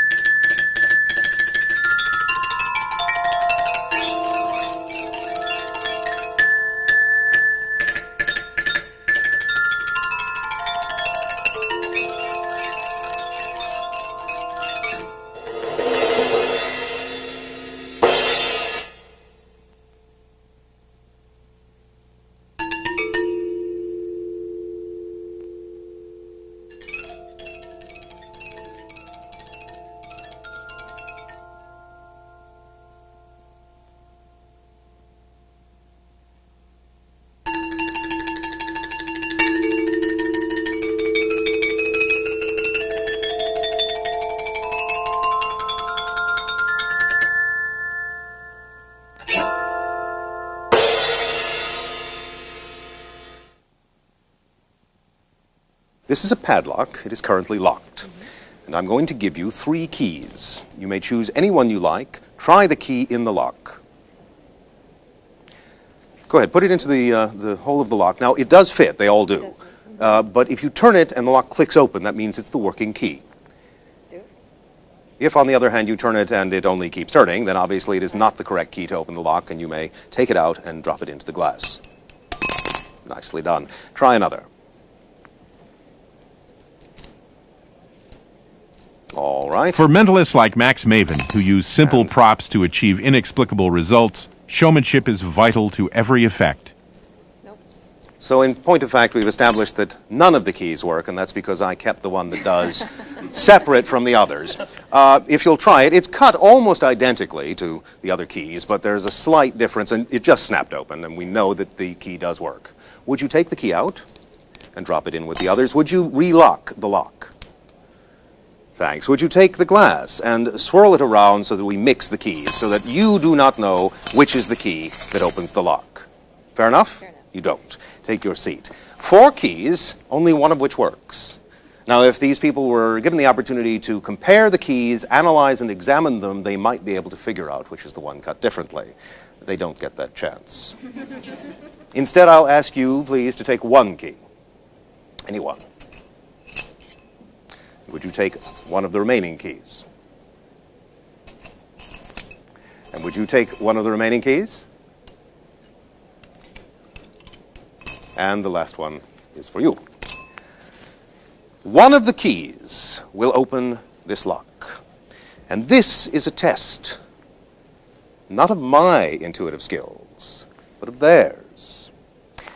Because the 4 of you are going to stare at that lock, holding your chosen key, until you sense whether you have the key that works. And if you'll put some effort into this, I assure you that a few moments from now, one of you is going to realize that you are holding the proper key. And at that moment, do not hesitate. Stand up and walk over to the lock. Don't look at me. Look at the lock. Trust your intuitive abilities. And when you feel that sensation that tells you you are holding the key that works, stand up and come here. Don't look to me for guidance. Trust your intuitive skills. Close your eyes if you think it'll be easier, but Now, you got a feeling that this might be the right key. Put the key in the lock, but don't turn it. We know they all fit.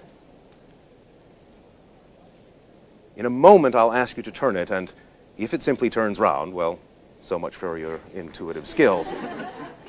On the other hand, if there's that reassuring click, and the lock opens up, then you've done it.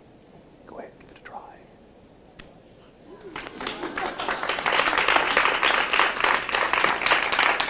Besides showmanship, the ancient skill of storytelling can always make a good effect better. To me, a good story is as good as a good trick. And in fact, a good trick is a good trick because it produces a good story. Hiawatha, and a good story to go with a very small levitation. Once upon a time, Prince Eugene went way up on the mystic mountain to visit the great wizard.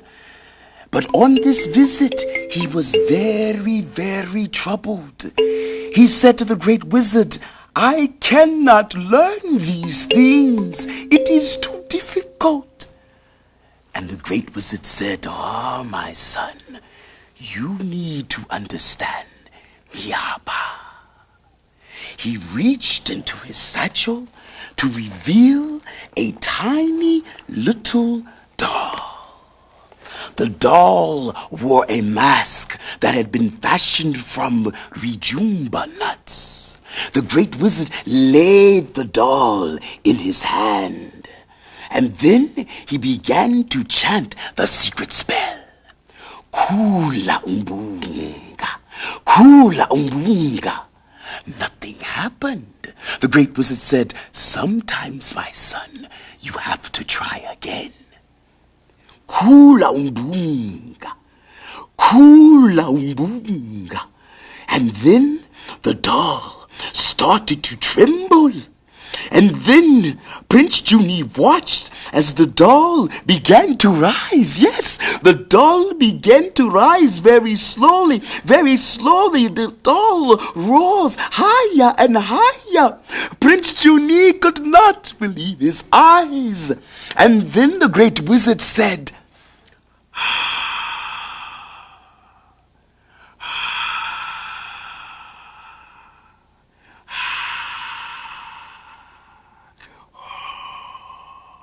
and the doll laid down. Prince Junie was so inspired that from that day on, he knew how to fly. Good stories and showmanship are essential to turning little mysteries into bigger illusions. But to get really big, magic uses technology. And as in most professions, technology takes some getting used to. Harry Blackstone, seen here in 1952, was a legendary showman. But he seems daunted by the big apparatus, not a magician anymore, but just the weird man in the black suit, buzzsawing his screaming assistant.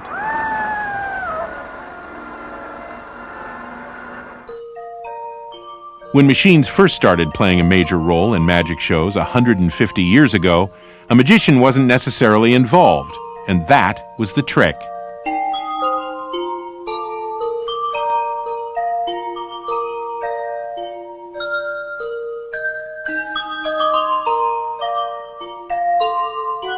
These are automatons, mechanical figures, and in an age of industrial scientific revolution, they were extremely popular.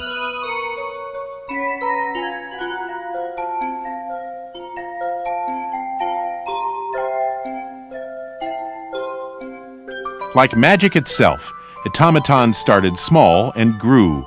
Eventually they were life-size and performed feats so remarkable, many people thought a magician was indeed involved, either inside or nearby.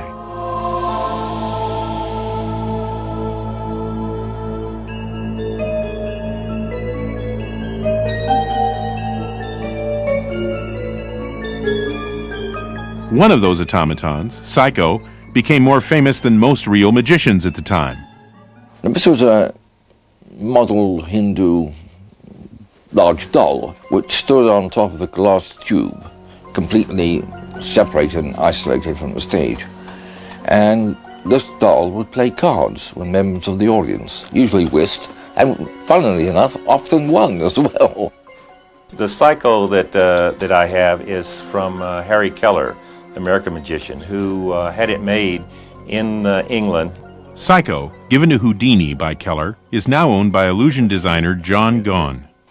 Before its presentation, Mr. Keller would invite people out of the audience to help him come up and actually put the piece together.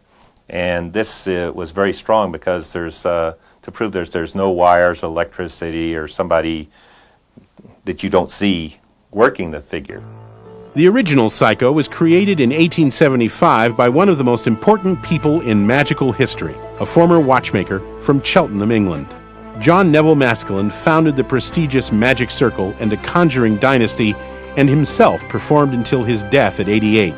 For 29 of those years, at a legendary venue for all magicians, Egyptian Hall, London. John Neville Maskelyne's arrival at the Egyptian Hall was very well timed because magic was just becoming more popular and was becoming recognized as a proper entertainment. Besides creating Psycho and practical machines like a cash register and a pay toilet lock, John Neville Maskelyne also refined this for his top-hatted colleagues, the levitation, one of magic's most enduring illusions.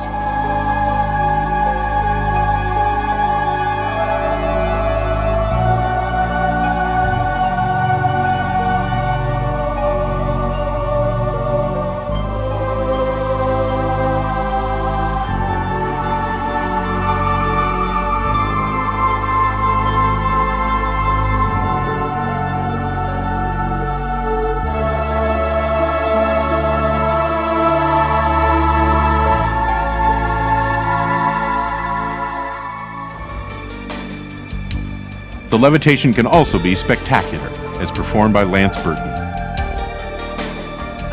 Jim Steinmeier, illusion builder, coming as close as he can to telling how it's done. The whole notion of a levitation is there's nothing on stage, but there's a lot behind the scenes that are responsible for creating that illusion, and quite a bit of science as well.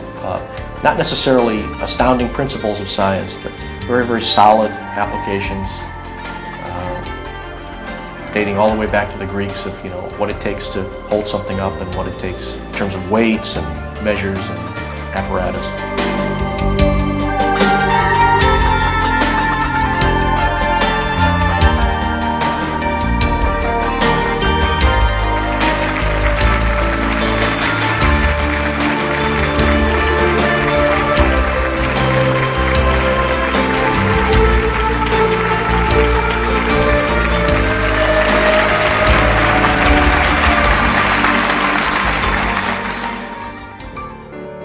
Another 19th century European had an even greater effect than Maskelyne on magical performance. Jean-Eugène Robert Houdin, the father of modern magic. He was also a watchmaker, a tinkerer, and an innovator par excellence. Robert Houdin said, we're going to make this a little hipper and slicker and kind of, this is 1848, man. This is not the old days anymore. We have technology. We got to slick this up. We got to pick up the pace. Everyone in those days was wearing long flowing robes and conical hats with stars and half moons on them and very mystical looking. Indeed, throughout the 19th century, many magicians of all races and nationalities felt compelled to present themselves as wizards, often Oriental wizards who covered their stages with real Asian objects. Sometimes they didn't understand these objects, which is why the conjurer Okito, real name Theodore Bamberg, once proudly unveiled a beautiful Chinese scroll that said, "Please do not urinate in the alley." Robert Houdin changed much of that. He went into normal evening dress, which the amazing thing is most magicians are still working in a full dress suit to this day, although in his time it was common wear. Robert Houdin used the cutting-edge technology of his day as part and parcel of his magic show. Now, he also used exquisite sleight of hand and every conceivable conjuring skill, but he used automatic apparatus and watchmaking skills. He used ether as a concept, a theme in presenting one of his illusions. He used electricity to a great extent and experimented with it a great deal at a time when his audience knew not the first thing about it. And Arthur C. Clarke said that any sufficiently advanced technology will appear as magic. And indeed, Robert Houdin could not be a better example. He used advanced technology before an audience that mistook it for magic. Robert Houdin never toured outside Europe, but anyone anywhere who's been to a magic show has probably seen his work and most certainly his influence, from magicians in evening dress to the many illusions he created or refined, like the aerial suspension. This is a neon version of that, created and performed by the Pendragons.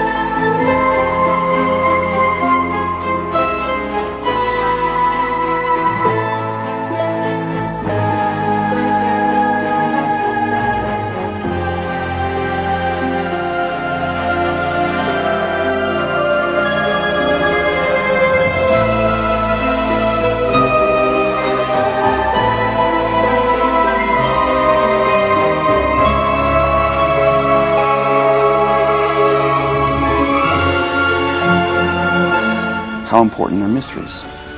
Incredibly important. Mysteries are things that inspire us. And the magician's function is simply to provide mystery, first and foremost. And that's a valuable function, because I think mystery in and of itself is something that society requires as part of what makes it work. A society without mystery becomes psychotic. The proof of this, to me, is that in contemporary Western culture, there is very little mystery. Like all artists, magicians ponder the appeal and the benefit to society of their art. They provide needed mystery through increasingly spectacular illusions. But now their illusionary colleagues can levitate football stadium-sized spaceships where no man has gone before, not just a few feet off the stage. Yet magic still fascinates. Why? It's about power. The power over the broken, the power over death. And I think that these messages are still subliminally there. And that's how we can account for the enduring appeal of magic to people. A good magician doesn't say, I'm a magician and you're not. A good magician says, I'm a magician and so are you. Before the dawn of time, there was real magic. And the magician reawakens that wonder, that enchantment in us. Wonder reawakened, enchantment reborn, here demonstrated in Peter Samuelson's Snow. You know, when I was a child, I used to go exploring through the house, and I'd always end up here in my father's study, filled with the mementos and souvenirs of a lifetime of travel. I'd play in here for hours. But out of all the wondrous items that were in this room, there was one thing that always caught my eye.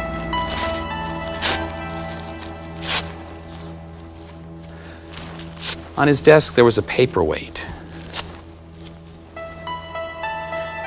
It was made out of glass so that you could see through it.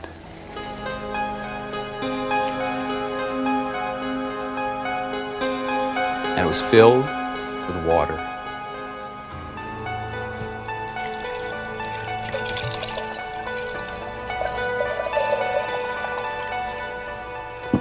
Inside was a wintry scene, snow on the ground. And when you shook it up, there was a blizzard, a snowstorm.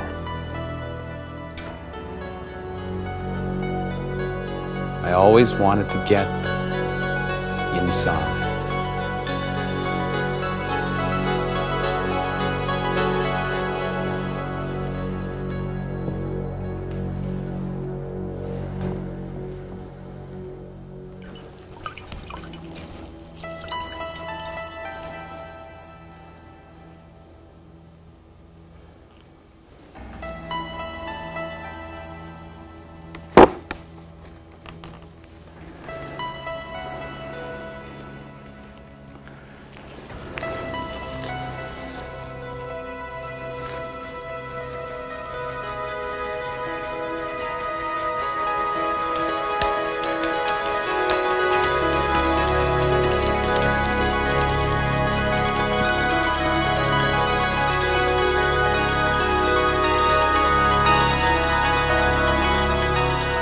What I like about magic is the way in which it inspires skepticism, as opposed to another thing that it can do and does for many people. Oh my gosh, I saw that guy pick a card out of a deck that I thought of. He must have some power over my mind. I think I'll be his slave. You know, that's really where it's dangerous. But if that guy can make me think he picked the card out of the deck that I thought of, oh, then that's possible. Politicians could be doing that to me. Advertisers could be doing that to me. I think that's really healthy, you know. So, is it fun to be fooled? Well, maybe in the context of the magician, it is fun to be fooled. In the larger context, it isn't. And that's part of what the magician is saying, I think. That things aren't always what they seem. There are deceivers about. Wake up. Magic wakes us up in many ways. Paradoxically, it wakes us up to dreams, both good and bad dreams. That may be the key to its enduring popularity. Often without a word, magic speaks to our hopes and our fears. It encourages childlike wonder and adult skepticism. It can be as big as a Las Vegas showroom or as small as your Uncle Bob pulling a quarter out of your ear. And it can be beautiful. Magician Peter Samuelson. As magicians, I think one of the things that we strive to achieve is an element of artistry. And if you approach art, then you really need to ask the question of what is art for, or what is it about? And I think that it needs to involve a leap of the imagination. It needs to come to a new way of seeing part of the world.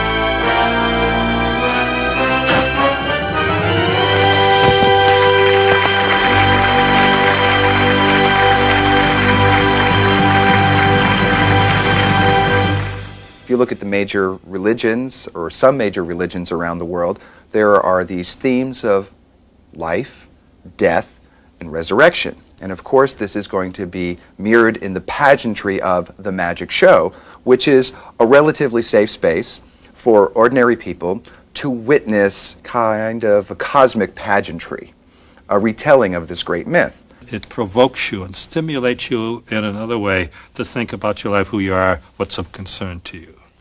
That's what a great trick does, or any great symbol does.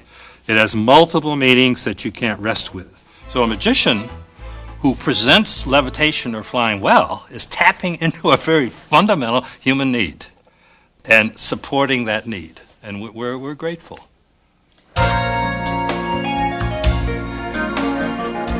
Since the earliest times, magic tricks have evolved, especially the grand illusions. The technology has improved, but times and tastes have changed too. Lance Burton is doing a double levitation here, rising skyward, lying under a beautiful young woman.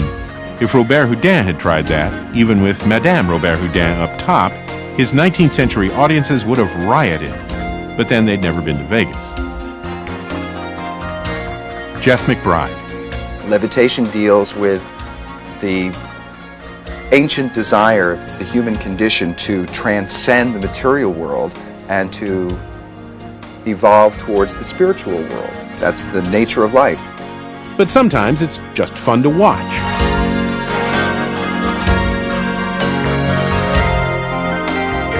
Not all magical manifestations of human desires are as positive and life-affirming as co-ed levitations. There's a lot of masochism in magic. Those grand themes of life, death, and resurrection do indeed include death. And to be resurrected, you must first die.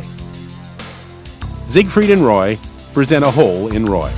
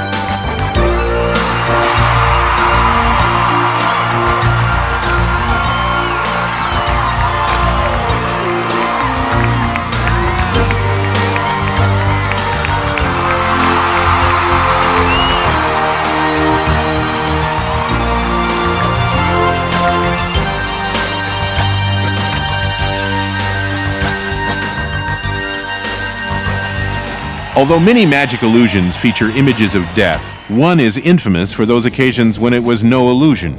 The bullet catch is just that. The magician catches a fired bullet. But at least a dozen times in the past 100 years, something has gone wrong. There was one magician, for example, who used to have the spectator who was loading this muzzle loading business. He would give him the magic wand to stuff the wadding down in there and get it all ready. And a piece of the magic wand actually broke off in the barrel, and the spectator didn't tell him about it, and fired a piece of the wand through the magician's head, which smartened him up a lot and also killed him. The most famous victim of the bullet truly caught was Chung-Ling Soo, actually an ex-metalworker named William Robinson, who had also worked as Nan Sahib, Ahmed Ben Ali, Abdul Khan, Hap Sing Lu, and Robinson, man of mystery. But he achieved fame as Chung-Ling Soo, and even greater fame when he was shot to death in 1918 on stage in London. No wonder the bullet catch made magicians nervous back then. Keller told Houdini, "Don't do it," and Houdini never did, and it still scares the few who perform it, like Jonathan and Charlotte Pendragon. That is a very dangerous trick. I mean, it could kill Jonathan. And that always worries me. And I think we probably don't perform it that often because of that. It would make me a nervous wreck. And why nobody should ever try it at home. This is a trick. If you don't know the trick, don't do it.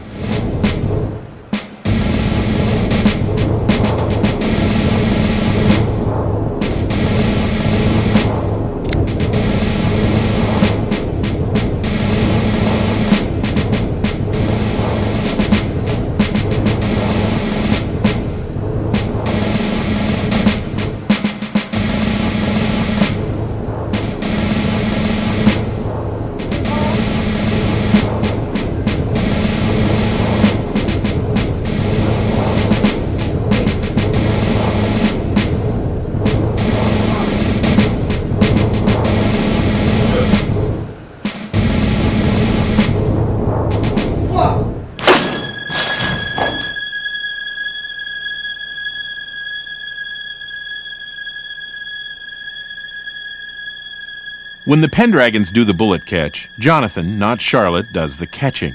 But in many magic acts, the magician is the inflictor, not the inflictee. It would seem that in contemporary magic, most of the suffering is done by the assistants. These days, you find strange performances where people are torn apart or skewered, and in other ways, horrible things are done, and it's all done with lots of smiles and dancing and fishnet. In other words, smiling, dancing, fishnetted women. The presence and absence of women in magic isn't solely a gender issue. It reveals a lot about the nature of performance magic itself and the nature of the audience. One reason there are so few women in magic is that magic is a display of power. And within this culture, that is something that traditionally has not been acceptable for women. And so for decades, most women have been powerless assistants on the magical stage, referred to in the trade as box jumpers or tray girls. I called them props when I first saw them. I mean, it was incredible. The magician would do something and stand in front of her and take his bow, and they would never acknowledge them.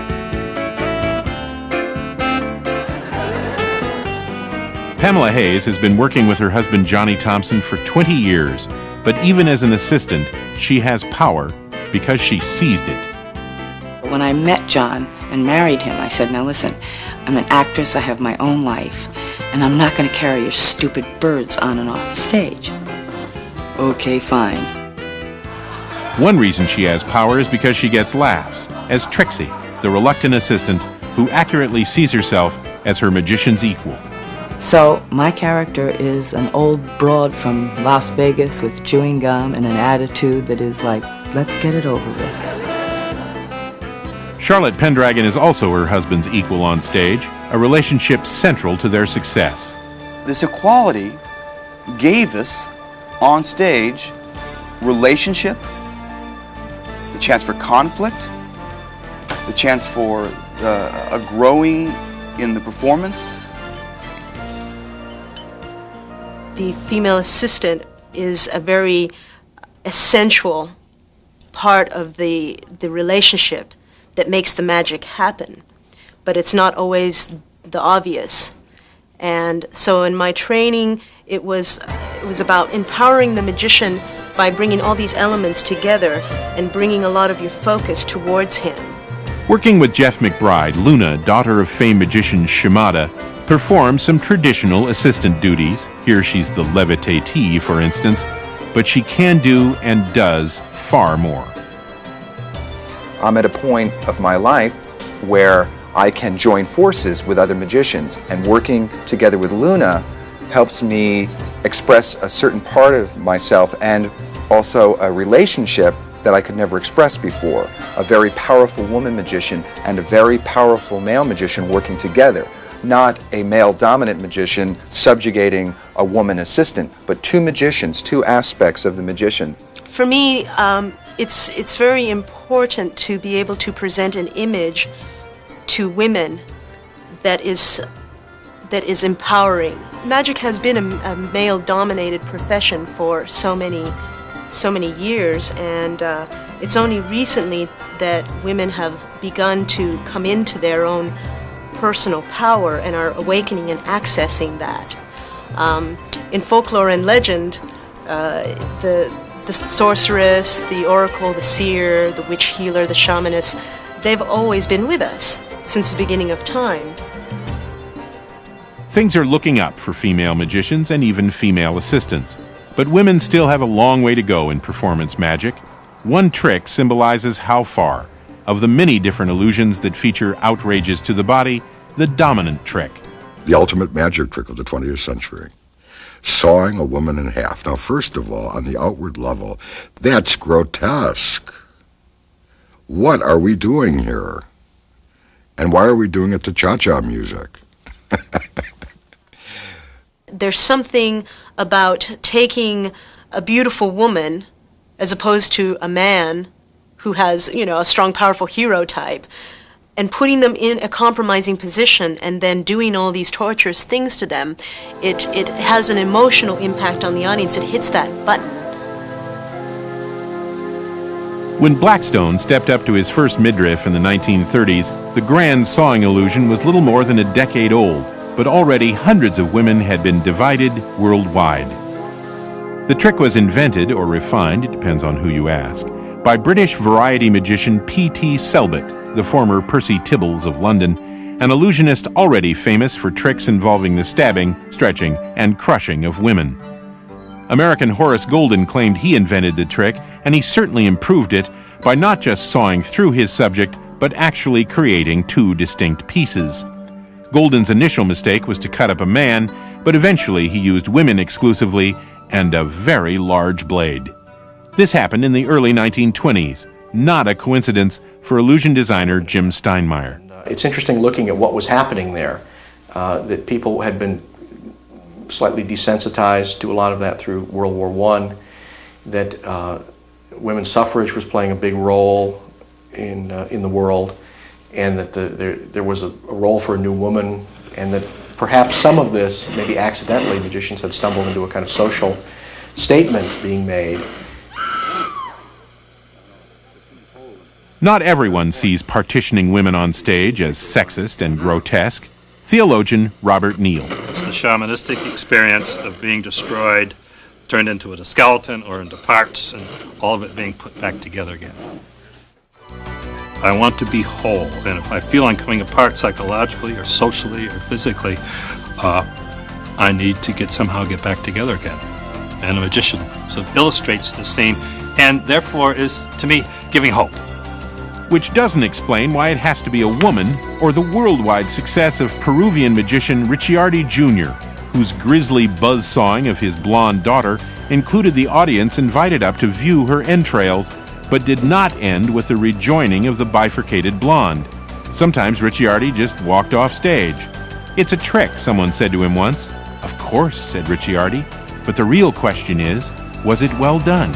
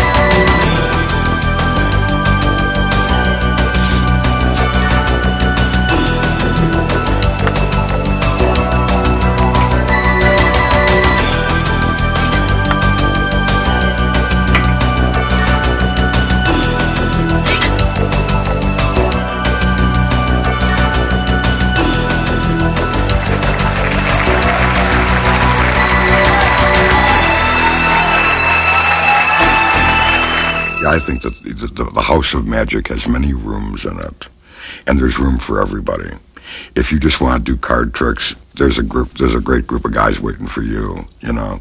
A trick well done is all they ask for in the rooms of the House of Magic, and that's one of Magic's lasting appeals. Surrounded by looming grand illusions, there will always be space available for card tricks, for old pros like Johnny Thompson, and those following in his footsteps, like the remarkable Jamy Ian Swiss.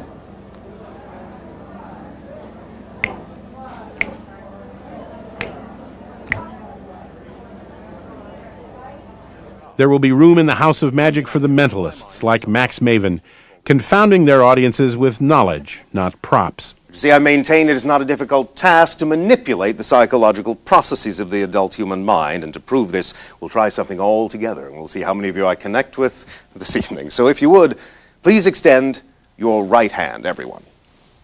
If you're confused, that's the one on this side. Good. Extend your right thumb. Extend your right forefinger. Excellent. Make a circle of the thumb and forefinger and touch it to your chin. No, that's your cheek. And there will be room for the innovators, like Hiawatha, making ancient skills unique through quiet showmanship.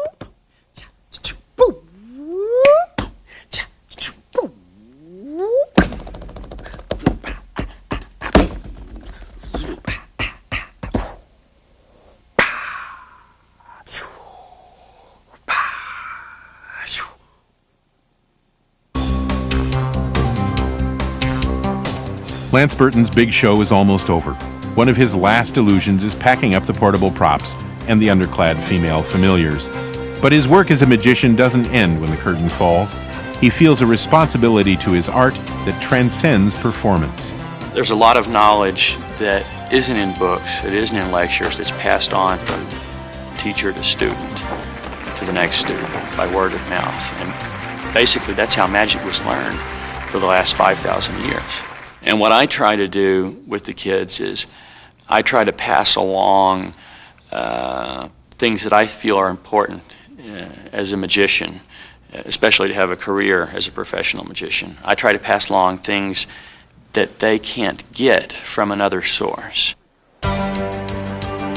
Every year in Las Vegas, Siegfried and Roy sponsor the Desert Magic Seminar, where student magicians from all over the world come to compete and learn. Magicians like Jason Dillon Ace,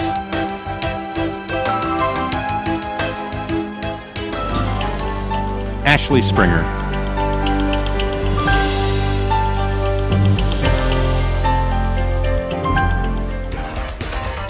Thomas Meyer.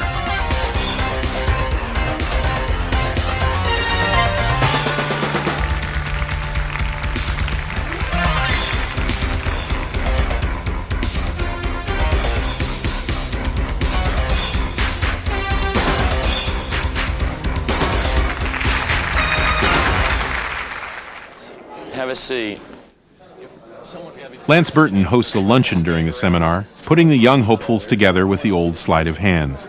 They can read magic books and find secrets to tricks and learn moves, you know, how to make the card disappear. They can learn all that from other sources. But what I try and give them is insight that I've gained through experience or that was passed on to me by another professional magician.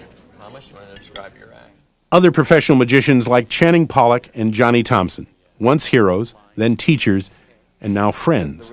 No, wait, I have to tell you the rabbit act. All right. This is why you don't do rabbit acts. I had a beautiful $500 set of tails made, and I was working the Playboy Club, so I said, this is perfect. I'm going to do rabbits. So I rehearsed this act, and then I bought this beautiful set of tails. And the first time I tried the act, you know, birds defecate and urinate all in one shot, but rabbits don't.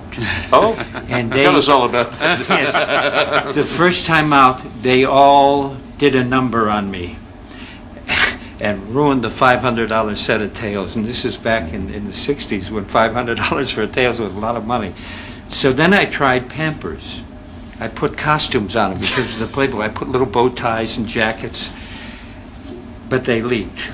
That's why I went back to birds. I remember one time when I was first really hanging out with Johnny Thompson, I went over to his house one day, and John helped me, and we worked on some things I was doing with doves, and just spent an afternoon with him. And then I, packed all my stuff up, and I was putting it back in my car, and I was like, I felt guilty that I had taken his whole afternoon, and he had given me all these gifts of knowledge, and I was like, I felt like, John, you've done all this for me, and I don't know what to say, what to do.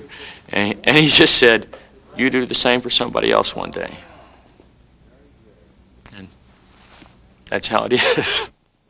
And that's how it is. Lance Burton has his own theater in Las Vegas now, a $27 million Egyptian hall for the next millennium, in honor of the grand illusion and the simple trick. As Eugene Burger says, there are many rooms in the House of Magic. There's the illusion room, and then there's this weird little room in the basement that some of us like to go to. And this is the room that asks, what does this all mean? What does this all mean? The first, last, uniquely human question. Is theatrical magic just a momentary diversion, or is it a glimpse into a fantastical world of dreams and nightmares, possibilities and promises? Welcome to my magic show. From every kid doing his first show, to the master conjurers, present and past, what makes magic magic is that all the answers are yes.